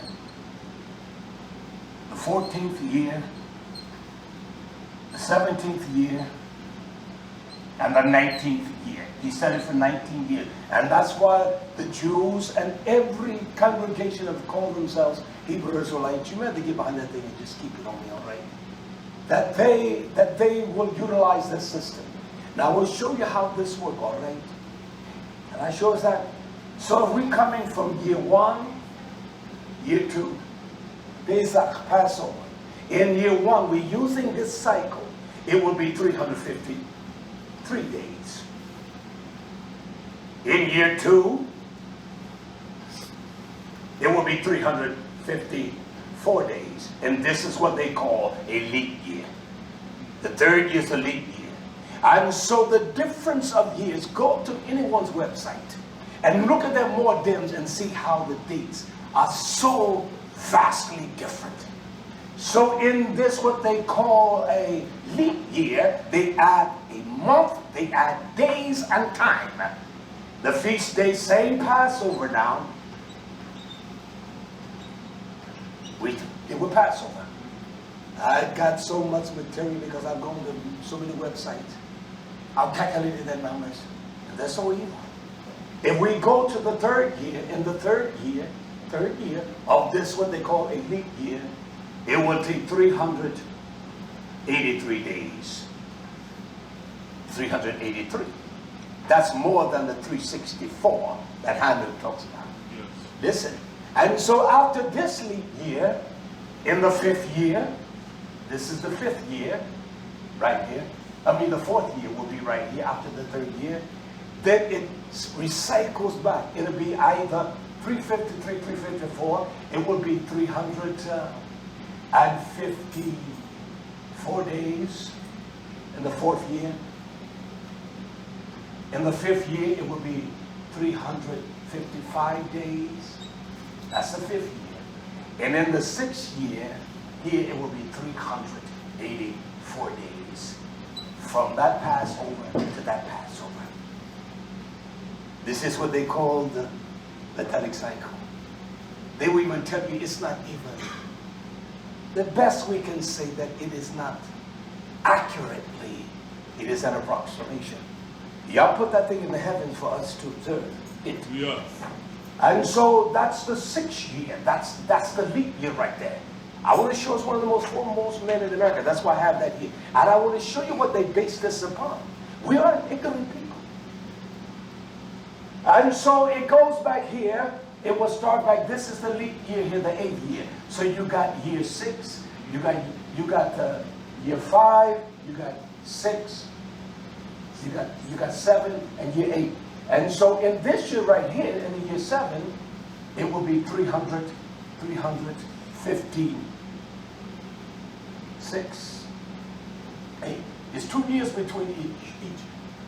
Between 6 and 8. So that's what we have here. And then it will be 353 days. 7th year, it will be 354 days. And then this, in this leap year here, it will be 385 days. You understand? And so that's how the cycle goes. That's beyond the Hanoch expression of 364 days. They have another system that there was one by the name of Calipus, that he came about 20 years after he saw what Mountain had done. And they say that his system is even a little more accurate because he does everything in 79 years. And so y'all did not give us a formula that would just perplex the mind, that it would take an astronomer to realize when the modems are already. And most people don't even know how to do it. And so they just they look at things or dates that appease them. That's how they do it. That's how they do it. They look at dates that will appease them, and they follow the same pattern of those that are the Sephardic, those are the Jews that are from Spain and Portugal, that they utilize the Tanakh and all of their calculations of everything. And that's just a fact. And that's just a fact. And so all these months until it gets to this year, these are what we call leap years. Every 3 years there's a leap year. And they add days, they add months, and they add hours to all of those things. I want to read this. It says that the 19-year Metonic cycle is quite accurate. It can be quite accurate. So that shows me there's space in there for it to be wrong. Yes. Assuming that the regular lunar solar year is 365 days, points. 24219 days. Y'all made a day. You see how they. It's like I showed us on last week who was the teacher of astrology to man, and they made them to go error the same Hanoch and the days and the sighting of the celestial bodies of God like he commands. It says, look at this, hear this.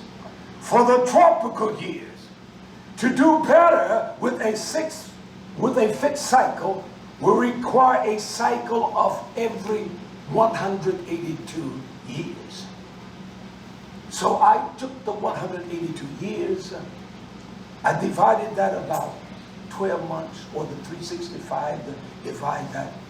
12 equal 2184 months contains, that's what it contains. But yet they say it contains 2251 months. Then this is emphatically, they say, these are not my words, this is what I copied. From a plethora of sites, from the Jewish rendition of how their construct is. However, it is not perfect. It is not even right. So that little thing that we look for, the 24, 25 out here, the youngest looking for that, I found that. I get them excited about that. You understand that? The Jewish leap year, which occurs 7 times in 19-year cycle, has 13 months. They say Adar, Adar 1. That's a lie. And so there are 13 months in their leap year.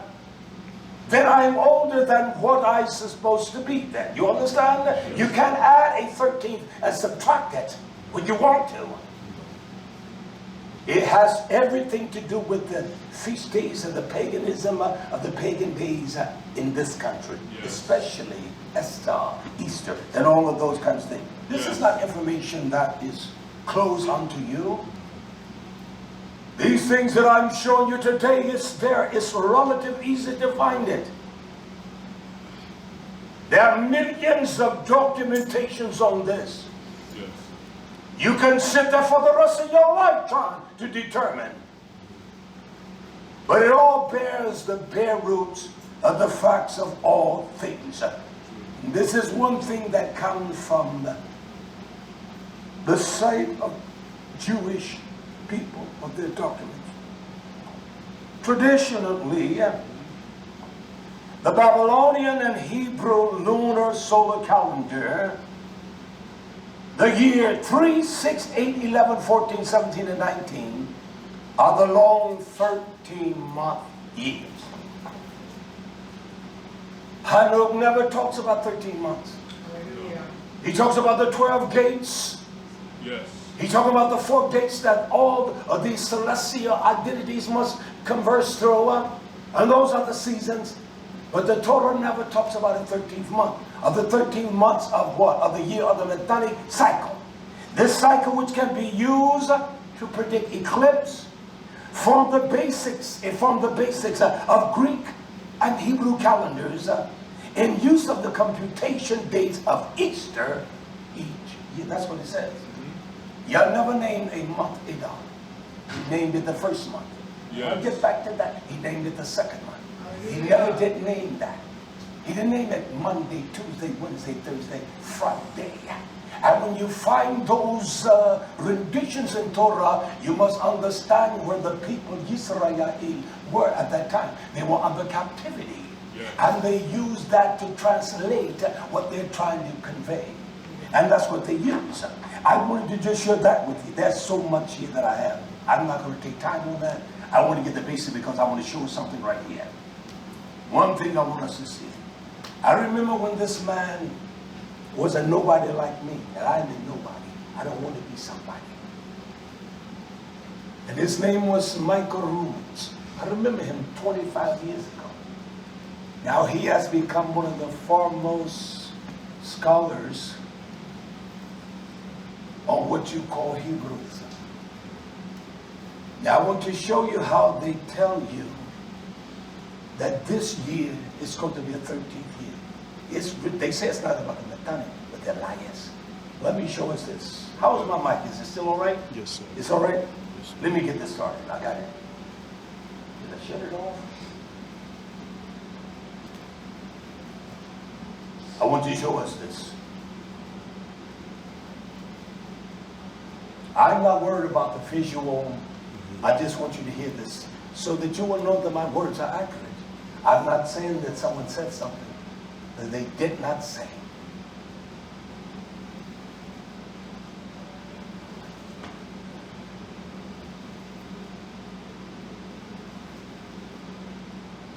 Get out of here. Let me see.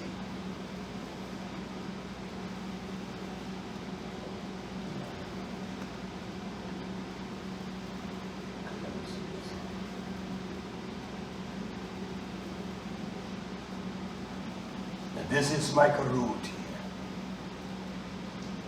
This is my root. Turn that one off, son. This is my root here. I want to show us, these are not my words, all right? I want you all to hear this. It's about 8 minutes, and I've never done this all the years I've taught. But this I must do, all right? I want you all to hear this, man. Sundown in Jerusalem, that is when the first sliver of the new moon was sighted, and the barley is now Aviv in the land of Israel. Hold up, I want you to go back. This is the first day of the month of the Aviv. This is the Nisan after the Babylonian captivity. Can you all hear that? Gentlemen, this is a Where's the reason speaker? why we celebrate Passover in our ministry. What we do, we Is it better? choose the earliest possible date that the barley. You heard what he said? We choose the earliest. That is how we guard it. Where's the speaker? We have to set the hotel room for hundreds of people more than a year in advance, and so we do it at the earliest possible date. So this year, Yeah, I hear it. hundreds of people got together. We had a great Passover Shalom this year. Hundreds of people got together. We had a great Passover Shalom this year. Hundreds of people got together. We had a great Passover Shalom this year. Hundreds of people got together. We had a great Passover Shalom this year. You got to see this.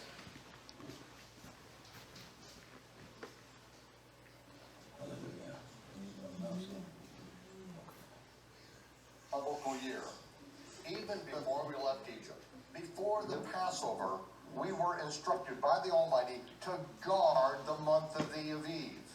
Even before the instruction concerning guarding the Sabbath came, while we were on our way to Mount Sinai, we were still in Egypt when the biblical calendar was set. We are to guard the month of the Aviv. We're to keep Passover in the month of the Aviv, because in the month of the Aviv barley is when we came out of Egypt, and this is the remembrance forever. And so we do the first fruit of the barley harvest during the Feast of Unleavened Bread, and so that's why the barley has... There is no wild barley. They don't even grow. I've gone to the Israel agriculture department and read in their archives. I've done that. That piece of land you call YisraYah'ale, there is no barley growing.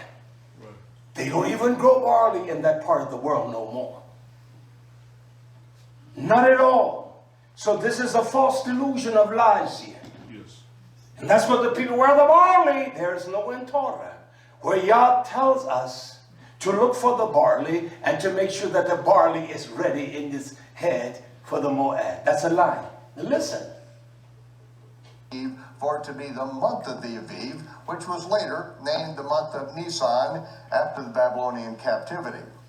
Ladies and gentlemen, this is the reason why we celebrate Passover in our ministry when we do. We choose the earliest possible date that the barley will be Aviv in the land of Israel. That is how we guard it.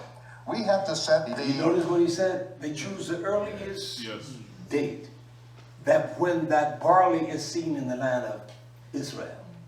That's what they said now. Yeah. Yes. Yah based nothing upon the spotting of any barley or anything. No. He put that thing in the heavens. Hallelujah. Yes. The thing up there in the heavens cool. Yes. The sun, the Chodesh. To let us know what the times, the months. Yes. These are evil men and people buy them. room for hundreds of people more than a year in advance, and so we do it at the earliest possible date. So this year, hundreds of people got together. We had a great date. So this year, it must be my Wi-Fi. It keeps dropping. I'm just going to try to get to the part I want to hear. Is the Wi-Fi?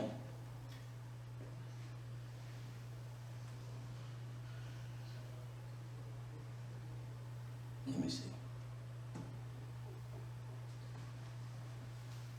You got to hear this, nation. I want you all to hear that you're not taken under the lies and the deception of men like this. He looks all religious with his white beard and all that, doesn't he? All pristine and clean, but he's a liar. He's full of his own lies. Do you all have that? Can you put it on a mic back there? Just look up the New Year feed. Happy New Year's. Michael Root. M-I-C-H-E-L Root. R-O-O-D. What is this, son? I don't know.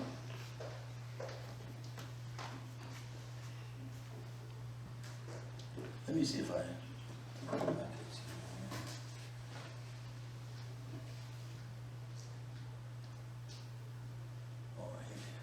Happy biblical. Yeah. Let me see if I reduce this stream size. I must not be getting the signals low. Yeah, the signal is low. Do you all have that online where you can just put the microphone up to it? You all that have joined us, just be patient for a minute.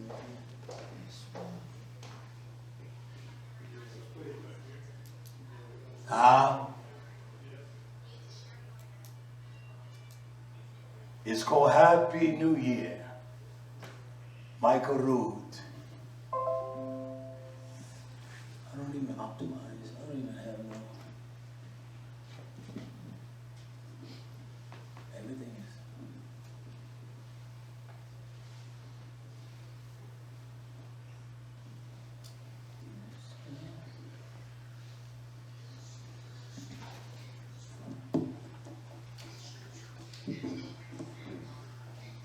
Put a mic, come here.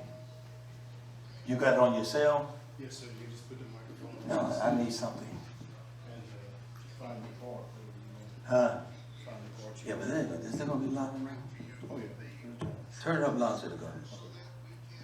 Keep the scriptures and guard the month of the Aviv. So now I'm going to let Nehemiah Gordon tell you the rest of the story as he did at Shabbat Night Live during our Passover celebration. Now he's going to tell you why. We have an expert in the calendar, the biblical calendar, and this is Nehemiah Gordon. Come on, welcome. Look how the childishness of these men. The foolish. Nehemiah Gordon.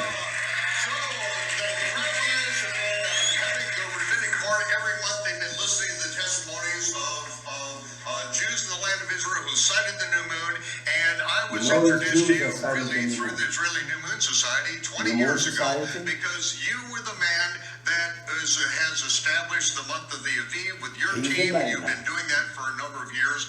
And so to have you here to tell us a little bit about the 13th month, because some people say, oh, it's not in the King James Version of the Bible, so we're not going to do it. And we go a little deeper than the surface of the King James Version of the Bible. So what you take it from. So I did this for over 20 years. Now I haven't been doing it for a couple of years, but there's still people, trustworthy people out there who are going through the fields. And this year they went out looking for Aviv barley, and they did not find quantities necessary. They did not barley find to begin quantities. the 13th month. The first month. So now we have a 13th month and another So month. they got a 13th Wait another month. Now people say, well, okay, where is that in the Bible? Where is it specifically commanded? We have this system that is described in 1 Kings chapter 4. It's the tax system that Solomon set up. And 1 Kings chapter 4, y'all hear that? 12 different districts. And it was a 1 great Kings system chapter back 4. then, because you only Nothing in that implies 1 that. month out of the year. And in other words, if it was the first month, Look you at were in a this certain town, district, the Brennan. second month, that district paid. And at the end of the system of the 12 districts, it describes, it says, and there was one tax officer over the land. Yeah. And the ancient Jews explained that what this refers to is that this tax officer, he would collect taxes from the entire land in the 13th month. So it's clearly reflected in the original Hebrew in the system of Solomon's tax system. Now, when you translate it to most English translations, they completely miss it. They misunderstand what that's. They actually think it's talking about the 12th tax officer. that it's just reiterating and referencing them again, but it's talking about the 13th month. That's right. Now, there is also another thing that has to be considered because of the 13th month, and that is the hired worker. Tell us about that. Yeah, so there's two prophecies in Isaiah where he predicts things that are going to happen, and he says they're going to happen either Tell us the verse. The other prophecy is 3 years, and he says according to the years of the hired worker. What does that mean? Now, what is the year of a hired worker? So in ancient Israel, you would hire somebody, and you would say, hey, I'm going to pay you to work for me for 2 years or 3 years or 4 years, and it kind of wasn't fair because he didn't know in advance if he's going to be working 12 months or 13 months. Sometimes he could do 2 years or, well, if it's a 3 year period, he may end up working instead of 36 months, 38 months. That's a big difference. So they had this institution called the year of the hired worker, which was a set amount of time of 12 months that you would work in these contracts. And so when Isaiah has these prophecies, he doesn't want people to come to him afterwards and say, wait a minute, this happened after 37 months, not 36 months. And so he specifically states in two prophecies that such and such will happen in this number of years according to the year of the hired worker. That's how they reckon time. That's beautiful. Exactly. And now, why we go with the people that we do in the land of Israel and rely on them, because as the rabbinic court that hears the testimony of new moon witnesses, they log in the Aviv. They are doing this, and what their goal is and their plan is that they are going. You notice what he says. These are new moon, and everything is based upon that. But the moons do not fall in the cycle of where they want to continue their folly and their foolishness. Right. You see how silly this Nehemiah man is? Yes. And this Michael Rood, how immature he is. They're grinning and skinning because they're not serious in what they do. And this is the basic principle of what they call the Metonic cycle. And there are those that would debate you ahead when they say, well, it's not the Metonic cycle. You are a liar, and if you're listening, you are flat out liar. And I will challenge you any day. Yes. I will break you in half. Who is it? Don't worry about who it is. Hallelujah. But that's not the truth. That's enough. Give him his cell phone. Turn that off, son. I want to teach you a little bit. Bless you, yeah. These are lying dogs, nation. These are corrupt dogs, and they are lying to the people. And the people of that foolish, they buy that. You're going to tell me every 3 years you have the 13th month because they want to keep things in the cycle of order, the way they want to keep it always in the spring of the year. And if you do any study on the true identity of knowing the months, well, the first month always began between March. It doesn't specify what month of March it ends in, or what date it ends in, but they got to push everything forward so they can keep everything on the back end. Everything where tabernacle is after September or beyond. This year's in October again. That's winter. I want to read us something. I don't have no problem being proven wrong. I'm wrong about everything. But this book is not wrong. Hallelujah. And this book is not wrong. And you're not going to back me down. No money. And this is the kind of folly that these kinds of men. I remember this man when he was a nothing. I'm still a nobody. He's right there in Charlotte, North Carolina. He just moved to Charlotte about, 20 years ago. Michael Roods. And they come from all over to hear this clownishness. I discovered him about 25 years ago. Who is this fella? I remember when, if you know anything about sports, about football, there was one who played for the Green Bay Packers. His name was Reginald White. I know he knows. Reggie White. And he realized he was what they call a Judeo-Christian. And he began to discover in the latter parts of his life, he had a massive heart attack and died. And he began to talk about who are or what is a Hebrew Israelite? Who are those people? So he began to study, he was studying Hebrew in this form that of the original writings. And this man had him on there. I remember watching that, 20 years ago. He had him on his show.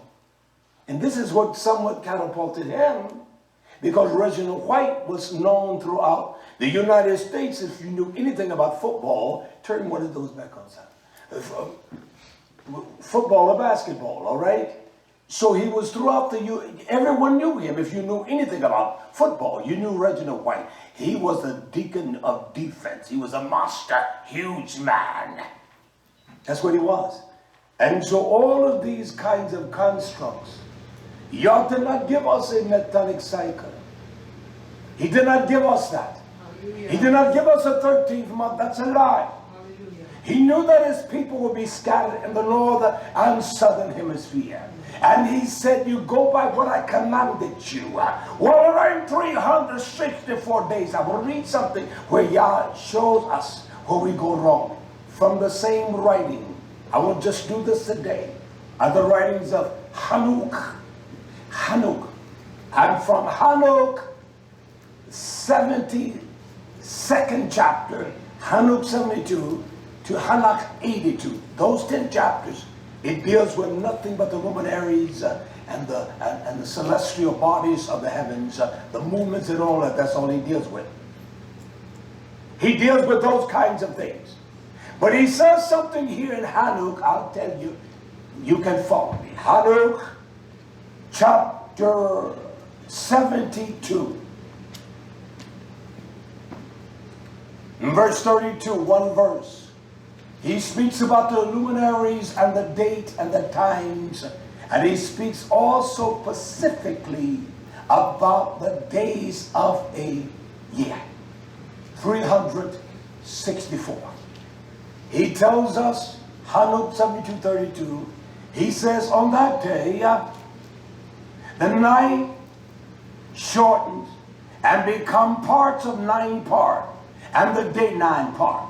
That the night becomes equal with the day. That is what they call the vernal or the equinox. In the summer equinox, it is that the spring equinox, it is when that night is the same length as days, but that's a night. What is that equator of the earth? It is some imaginary point that they say that this is the equator, but there's no line. Yom doesn't talk about no equator. I said to one, the word equator, that's a New Century word. One says to me, well, he may not use the word equator, but that's what he meant. That's bold, is arrogant, is putrefied, insanity of arrogance. Yes. It's arrogant. Yes. And the equator is in the heavens when the sun, let me read what an equinox is.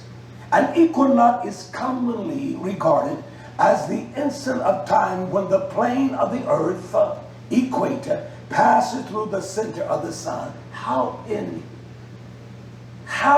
does one know? These are all imaginaries. This is what those angels did when they fell from the heavens. When Yah cast them down, they brought in all kinds of deception of science and teachings. That's what they did. When it passed through the center of the sun. Well, where's the center of the earth? How do you know that? Yes. In school, they taught us, one of the first things, well, the equator, north-south pole, southern northern hemisphere. And that was the integrated school, segregated school. I did not enter into a segregated school until I was in the 9th grade. We had very personal teachers that taught us. We learned, we got the basics of learning in those segregated schools. And it catapulted us when learning was a beautiful thing of experience. And so it was easy for me to learn. Hallelujah. It wasn't difficult for me to learn. I love learning. And so it's when the center or where the earth dissect, it's when that passes through the center of the sun. And the day and the night is equal. That's a lie. The day and the night is not equal. And that's a flat out lie, but that's what they say. When the day and the night is equal, it's around the 20th of March and the 23rd of September. That's when it is. Day and night equal.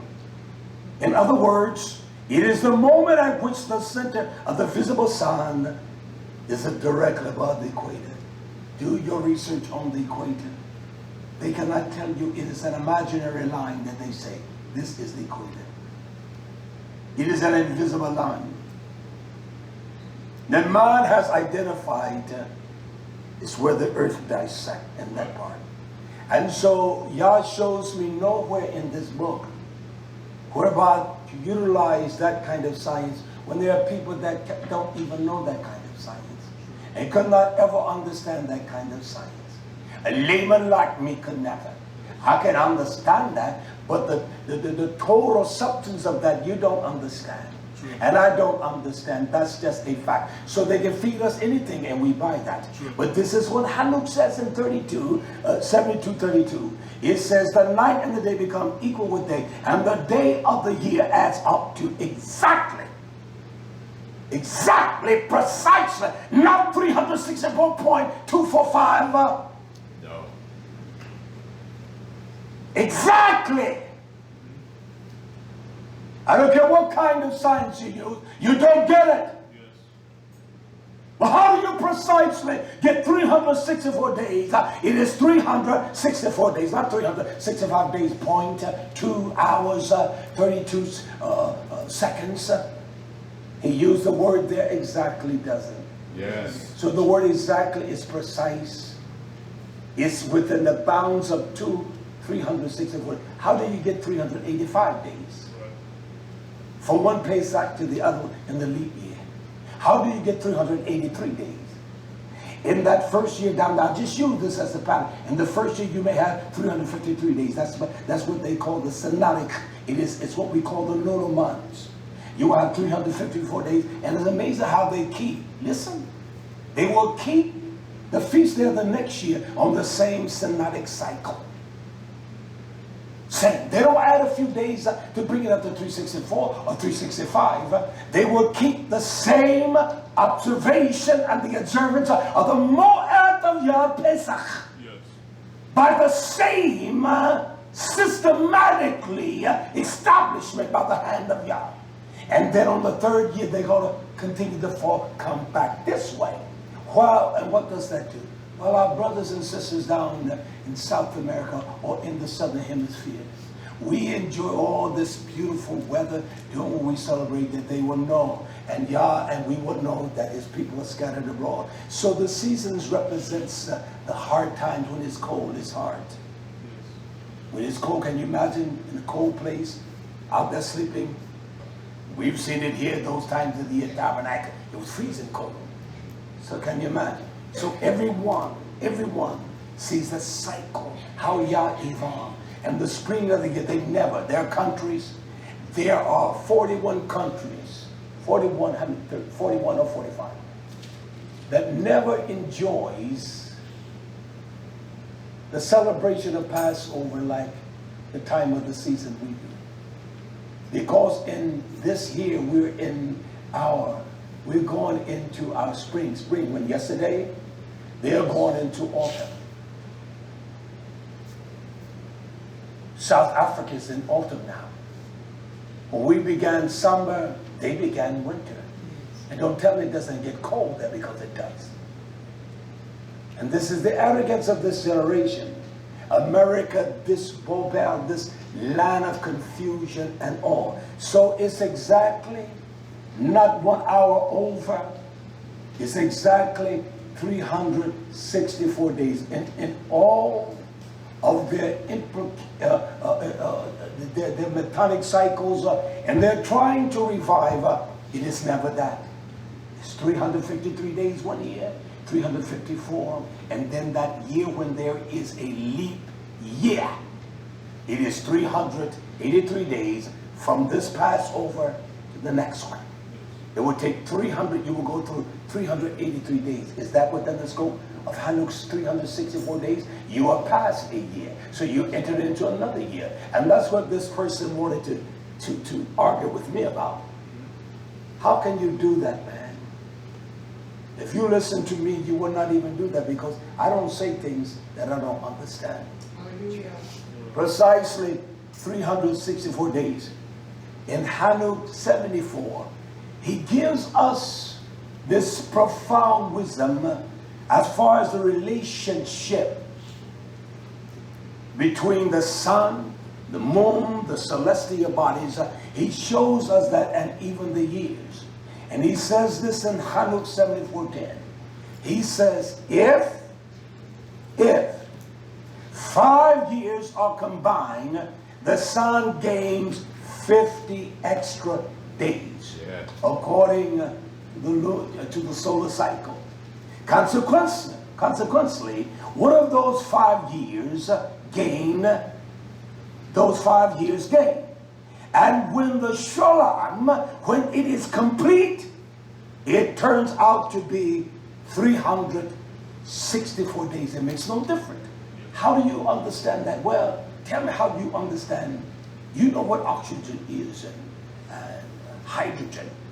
I really don't know what it is. I was taught that in school. But what are the molecular construct, the molecules and the construct of oxygen? But we breathe, don't we? Yes. But can you explain that? Can you explain oxygen? Can you explain hydrogen?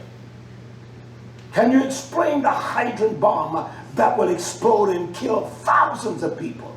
You can't explain that. You can't explain air. You can't explain Yah's creation. You can't explain the sun. But Yah says, don't worry about it. As Granny would say, that thing's just a little too high for you. Don't worry about it. Hallelujah. And that things he say, just don't worry about it. Well, how can it gain 5 days, but it all turn out the same? That's crazy. We got said. How can it fall behind 10 days and it all turn out to be 364? Don't worry about it. I got it. Just go like I said. Don't worry about it. You can explain that. Right. You can explain the billion cellular constructs of your body. Explain that. But they all work, don't they? Yes. They all work. The doctors can explain that.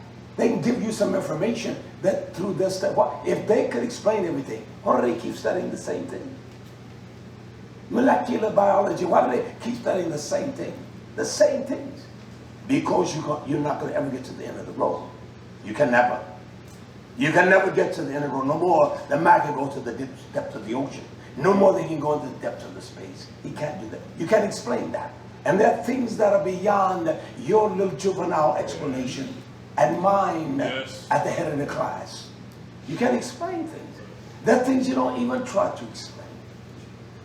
There are things I'm not going to try to explain. And that's a fact. He said, comes out, he said, it turns out to be 364 days. The gain of the sun and the stars turn out to be 10 days each year. So they justify by making the suppositions to make sure that we can have it every year. No later than the last of March, mid-April. That's what they do. And if you go and look at the feast days of this year, it's all about that. There are very few that do what we do. Then it says this in verse 11. In 3 years, 10 days every year adds up to 30. In 3 years, that's a whole month, isn't it?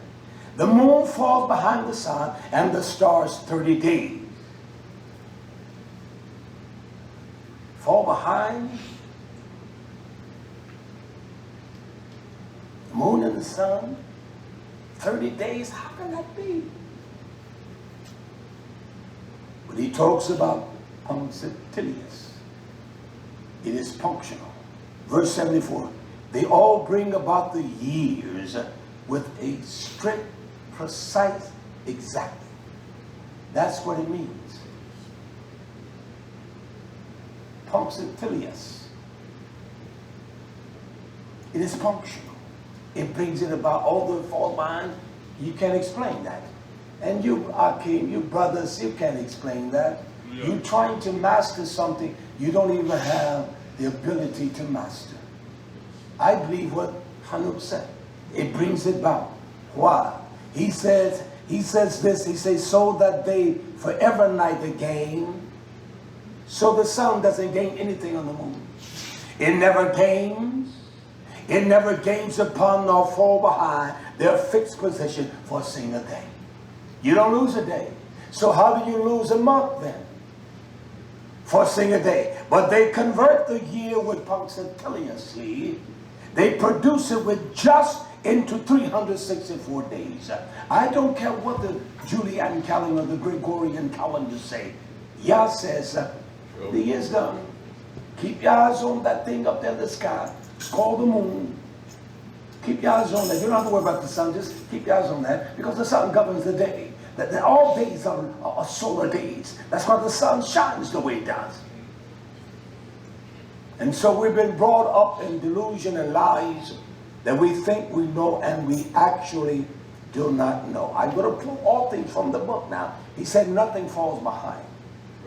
It doesn't lose 1 hour. How can it be that you're going to add by this cycle, by some depraved demon of hell, and you incorporate that into the preciseness of Yah's time? You are liars. You are filthy, devilish liars. And that's a fact. Yah's precise. He didn't give us anything to figure out. He didn't tell you how to figure out thou shalt not murder. You just don't kill nobody. You don't go boom, boom, boom and bang it out. Don't be covetous of your brother's wife. Don't lust for her. Don't look at her. And if it offends you that much, you tell him, brother, look, your wife is a very beautiful woman. Just I can't handle that. I can't come to your house no more. Just don't go to his house. That's why I don't go to people's houses. Okay, who it is?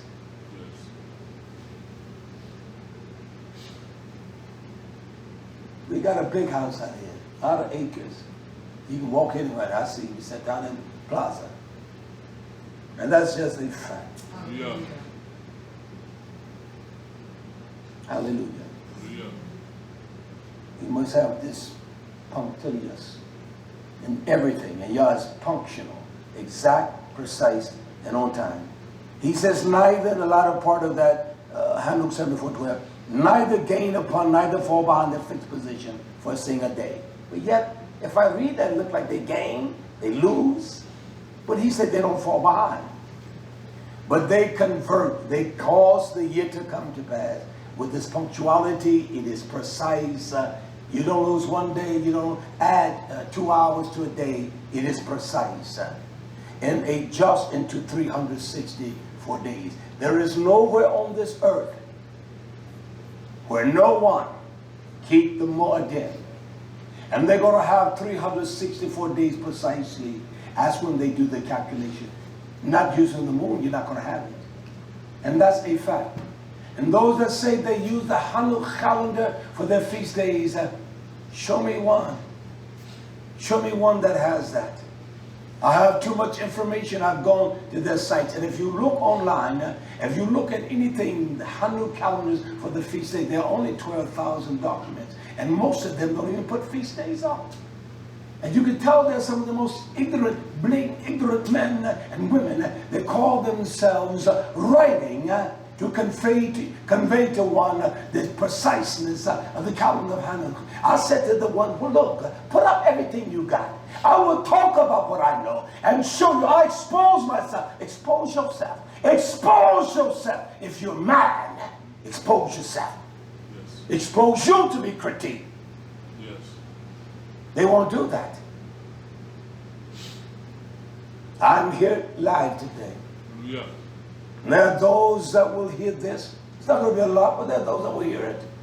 But I expose myself to be critiqued. But just make sure when you come to critique, you are critiqued.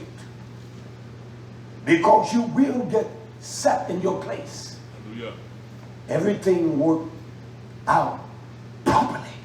Just like your blood flows and the cellular that reproduce and yet they die. Yet you still live. Explain that.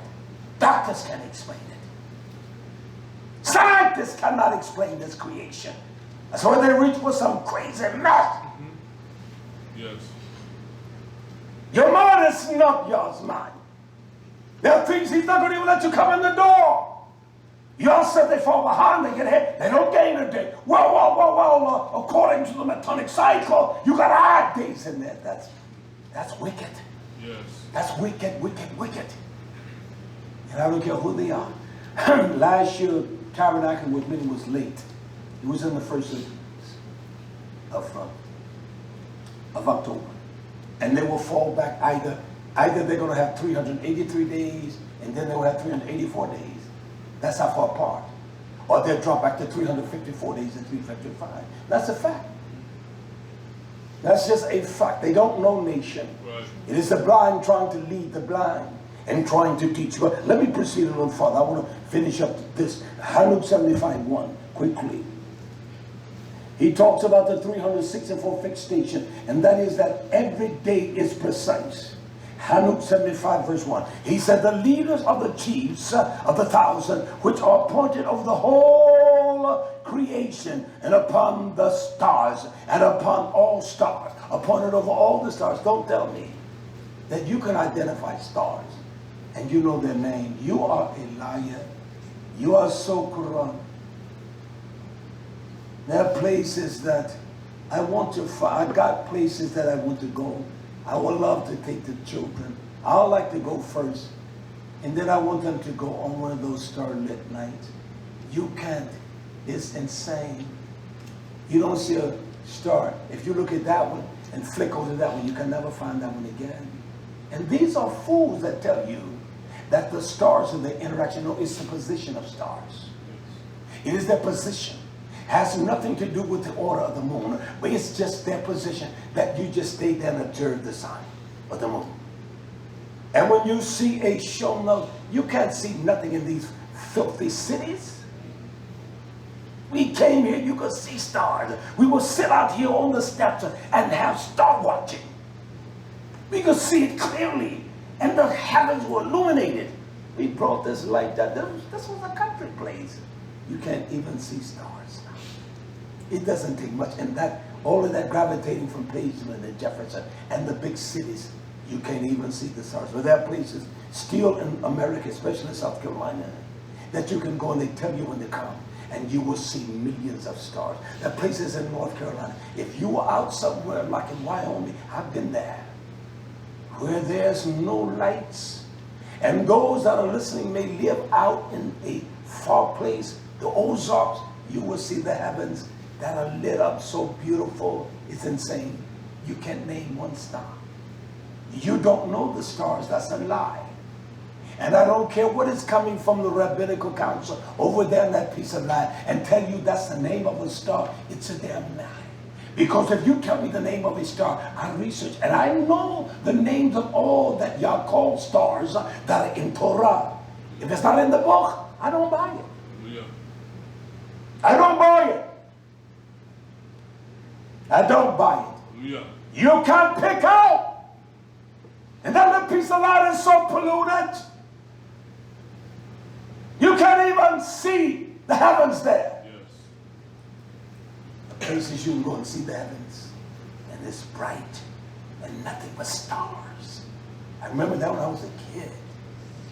I remember those nights just looking and gazing. Down here in the country, you could see the beauty of the heavens. Tens of thousands of stars lit the heavens. There are people that have never seen a star. You live in New York and don't see the sky, you don't see no star unless you get way outside of those places. Maybe then you will see one. He says the stars count them together. The other leaders of the 4 seasons. Summer, winter, spring, and all. I don't care what you say. Every nation has 4 seasons. I don't care. I know that the earth doesn't go around the sun. Now that's what science has taught you. I was looking for that message I put together about 10 years ago. And I'm going to go back and I'm going to put it together again. I had pages. I don't know what I named the teaching. I tried to find it. And I had about 50 every verse in Torah. This is the centrality of God's creation, the earth. If anything, the sun rises. That means it has to move and come up, doesn't it? That's how foolish people are. That's another teaching. Let me finish here.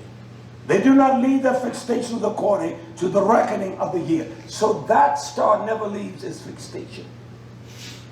You can't go out there and identify that star every night. You don't have the scientific equipment. You don't have the telescopes to do that. And they run the service. They serve. When you serve someone, you just hold the plate out. They run the service to the days. And not only that, which are not counted in the reckoning of the year. You tell me that days not counting in the reckoning of the year. We'll show you what he says here. On this account, people err. For those luminaries scrupulously, with strict regard, it's careful, it's exact, precise, render service. They just run the service to the fixed station in the cosmos, and the first gate of the heavens, and one in the third, and one in the fourth, one in the fifth, and one in the sixth. People can't even tell you what this implies. I know that is very important, but I really don't have time now to study out every aspect of this. If I had the time, I would, and I will show you. But every aspect of this. He says, in this manner, the year is completed scrupulously in 364 fixed stations of the cosmos. He cannot say 364 plus 2 hours. It's precise. It's exact. How do you get 364 out of 384? So 364, you already, 384, you're already 20 days into the next year, you're not? Sure you are. Already 20 days. You've gone through 1 year without even having it, and you go 20 days in the next year. So if Pesach, this year's 355, and it took you 355 days from last year to get there. And so 355 Pesach this year, and then in the leap year, it would be 384 days. You've gone past the 364 days that Hanoch talks about. And this is the arrogance of this generation. This is how they boast in their ignorance. Yes. I'm not going to buy it. Hallelujah.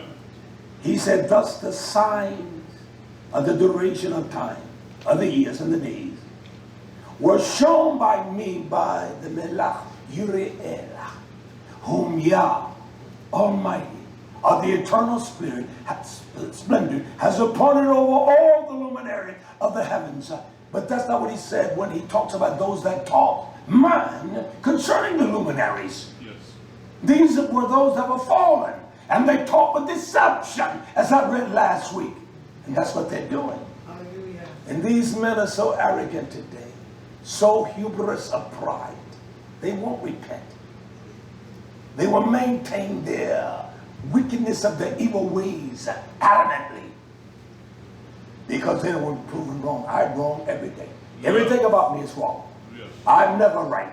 He is always right. Hallelujah. Because he corrects me every second of the day. I'm never right. Hallelujah. I am always wrong. I don't want to be on that kind of cloud that I think I'm right. He's always right. Hallelujah. I'm wrong every time. Any time my mind does not produce the function of Torah, I'm always wrong. And most of the day our minds don't produce that. Let's just get real. Hallelujah. You gotta work in your job, you don't even think on Torah.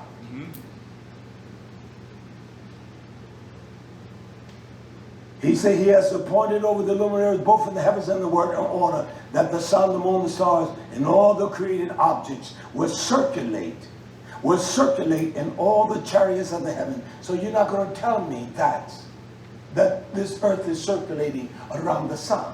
You're not going to tell me that.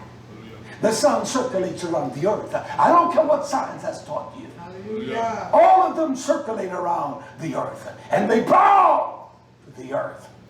And all the chariots of the heaven shall rule in the face of the sky, and as seen on the earth, each to guide us for the day and the night. I got too much. I want to shut off. Let me read this, and I'm not going to tell you when I'm going to stop, but I want to read this last verse here in the book of Yubilees concerning all this. And I want to go over this and bless us again next week and start back with what y'all call the first month. I know there's differences in when the world began. Those that are of Yehudim, of the Jews, they say that it started 132 years after what Christians say. Christians say it started 4,006 years ago. This is the arrogance of people.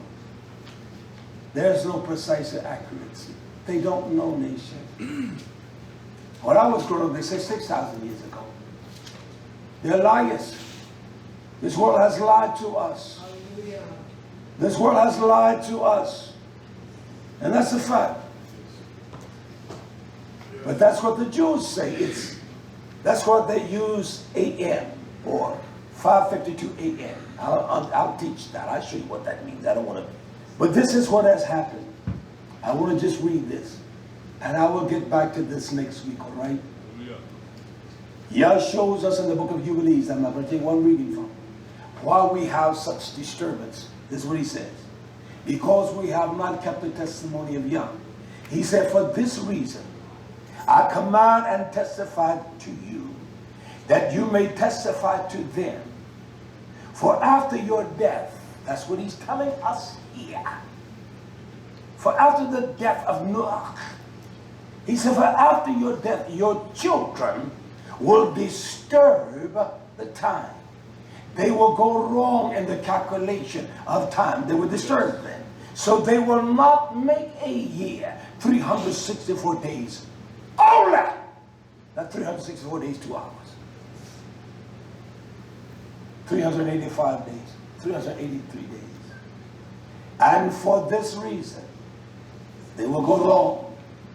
As to one thing, they will go wrong as to the new moon. Not the sun, but to the new moon and seasons. They have gone wrong when it comes to the new moon and the season, and the Shabbats, the Moade, and the feasts. And they will eat all kinds of blood and all kinds of flesh. And that's what they're doing. I'm going to stop there, but we'll go back over this on next Shabbat. They have gone wrong, and they are wrong. They're not right. You don't get 383 days, 384, 380, and this goes on this side, and this, it goes from 383, 384, 385, then it starts back, and they will keep the 353, 354, some years it's 354, 355, you understand what I'm saying? So between this year 14, it's going to be 383, but then 15, it could be 354, and 16 it could be 355, and then in 17, it will be 385 days, you understand? So how do you have 364? And even those that call themselves Jews and their order of keeping what we call the Moed, they have them at 353 days, 354 days, and then 383. Then in the next year it will be 354 days, 355. I'll go over this with much more preciseness. I want you to get the grasp of this, of all things.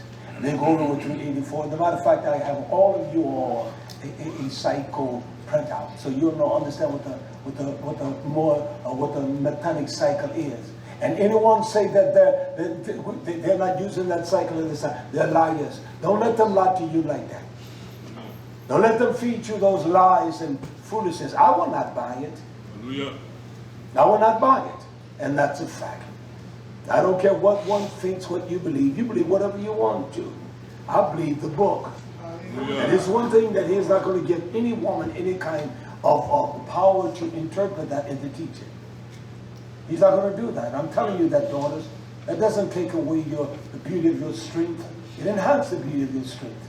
That you know that all things that Yah command. That's for the coronavirus. I would just want everyone to see what the CDC says, how, and you will know and how it affects the body and all of that. But I want to do this cycle for all of us. I want to make a nice one. And you'll understand me, because people are being hoodwinked. There are men that lead what they call themselves leaders of the congregation. They don't even know how to sit down and just go to Leviticus 23 and do what it says. And just take your time. They're going to sight and see which one they're having there, and if it's close, and I like that time. That's going to be 8 with the 10. What day is that? Okay, that's nice. That's nice. And then Tabernacle is going to be on what? October. Oh, I like that, man. It is hot and all of that. See, that's how they talk. It'll be cool then, man. It's hot in Florida in August and September. But in October, it's cool. It's fall. It's real fall. We get a nice breeze. It's not as humid. don't sleep in no tent that time of the year. So that's what they do. They have created a formula that is for next week. I will do it in a more precise fashion, all right? I'm going to teach down here next week, okay? And I'll do it more precisely. And this man, Mr. Michael Rules, he's a liar. He did not tell us in Isaiah, chapter and verse, when he talked about the hired hand. And you know it was silly with him because he was laughing. And they're full of folly. And Michael Rule, a grinning devil, just laughing.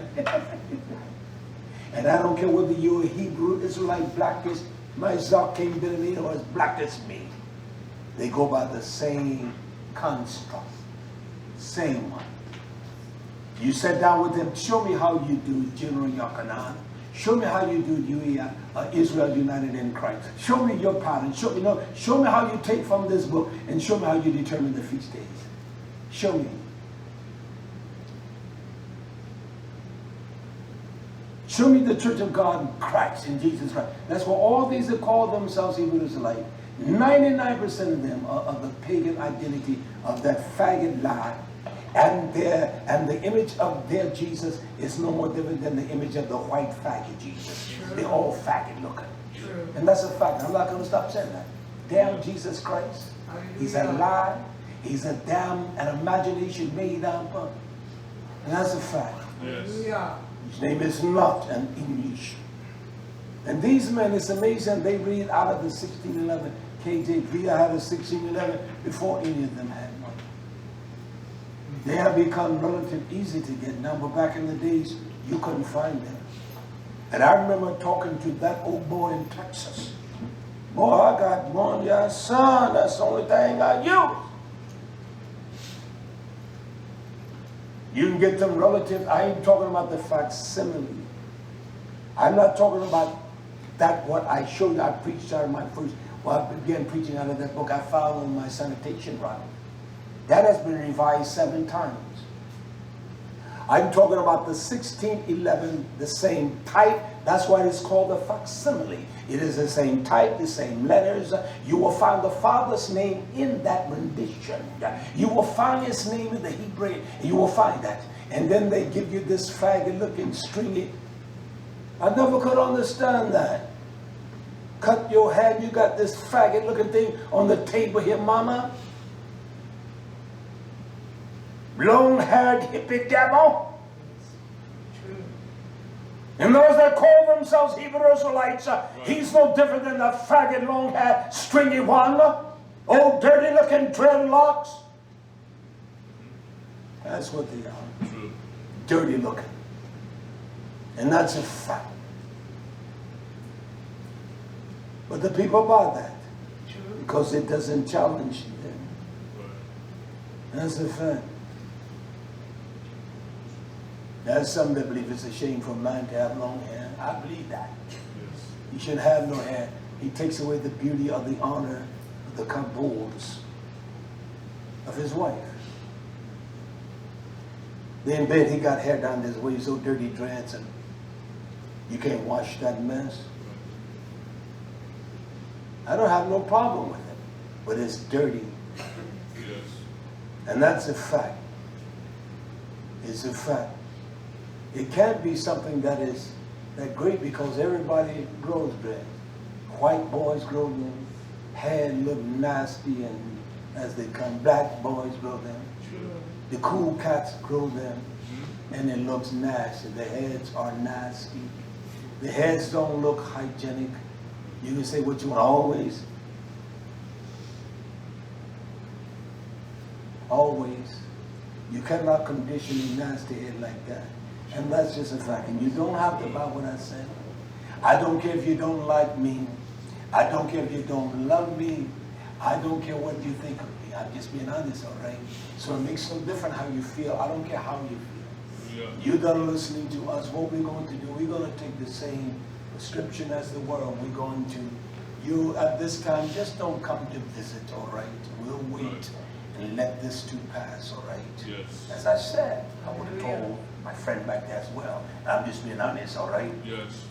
We're not going to jeopardize our beautiful children for no one. Hallelujah. And that's just a fact. Hallelujah. I don't care what you think. Hallelujah. And so it's normal for us to have those same kind of feelings. Well, sure, Paul. So we had them, do you not? It's not that we'd have them. Yeah. So that's what we're going to do. Fact of the matter. And that's just it. If the world is telling you, you all keep your children in, all the people like she, her, and myself, and him and her, Right. we're more susceptible. And that's just a fact. You all read that, you all know about the Quran, but you haven't read what is the complications of it. That's what you need to know. What are the symptoms? Yes. There's a man that I met, Sanchez, and he does, I don't deal with too many people, but he does. I can tell he's a very humble man.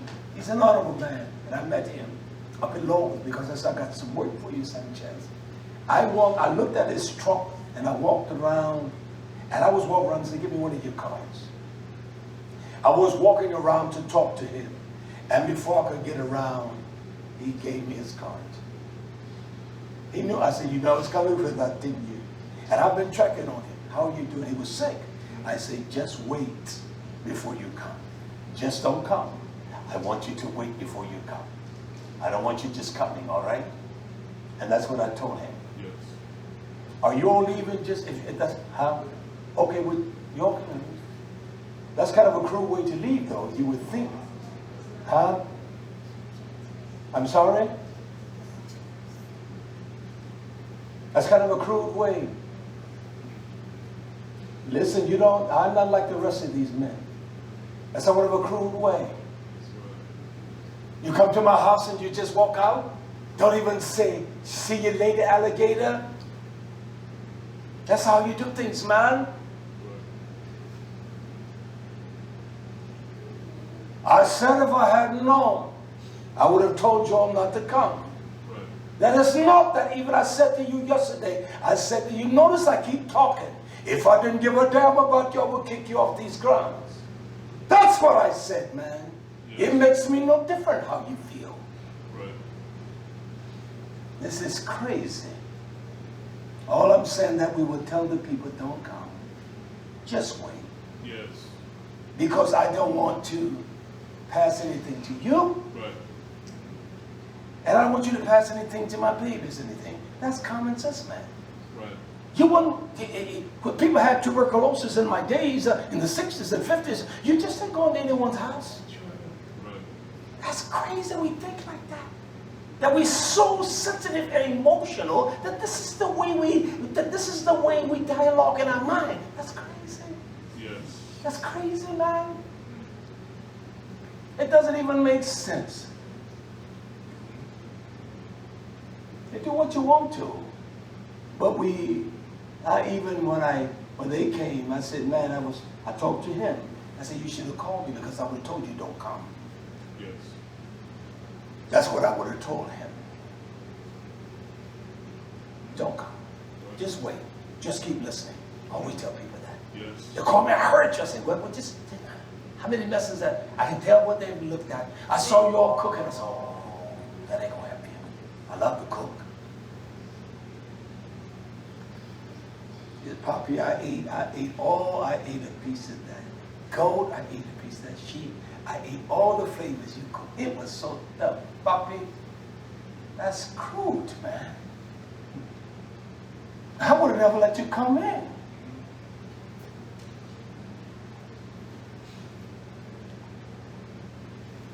And I spent time to talk with you. Don't come over and sit down. Come over and sit down while I take care of this. You see, that's why we don't just bring people here, man. Right. That's just a fact, my friend. I've had them come, I love you. And then all of a sudden,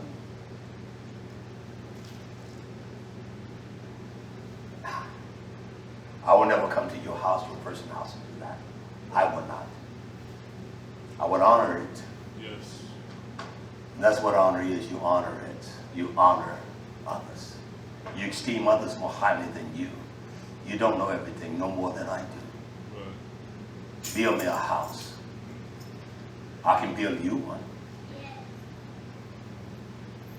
I can build you one. I can lay the blocks and stucco it and all. And we gorgeous too.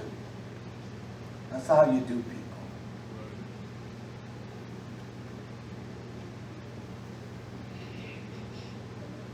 It's cruel, man. Let us stand to our feet. Yeah. We bless you all that have joined us. Do help us in this work. Let us turn toward YHWHSHUA. As long as we're in captivity. In all things we do Baruch our Abba. For the excellence of Yeshua HaMashiach. Bless your nation, your people. Supply our needs. Protect them from every kind of virus, everything. Yes. Watch over YisraYah'ale, our babies, your nation. Scattered to the Eretz, the four corners of the world. I pray you bless them and strengthen Yes. them and keep them under your watchful care. Bless us all as we delight in the abundance of your riches and blessing. Yes, In yeah. Yeshua HaMashiach I pray. Hallelujah. Hallelujah. Hallelujah. Hallelujah. Hallelujah. Ya Rabbi, Hallelujah. Shalom. Yeah.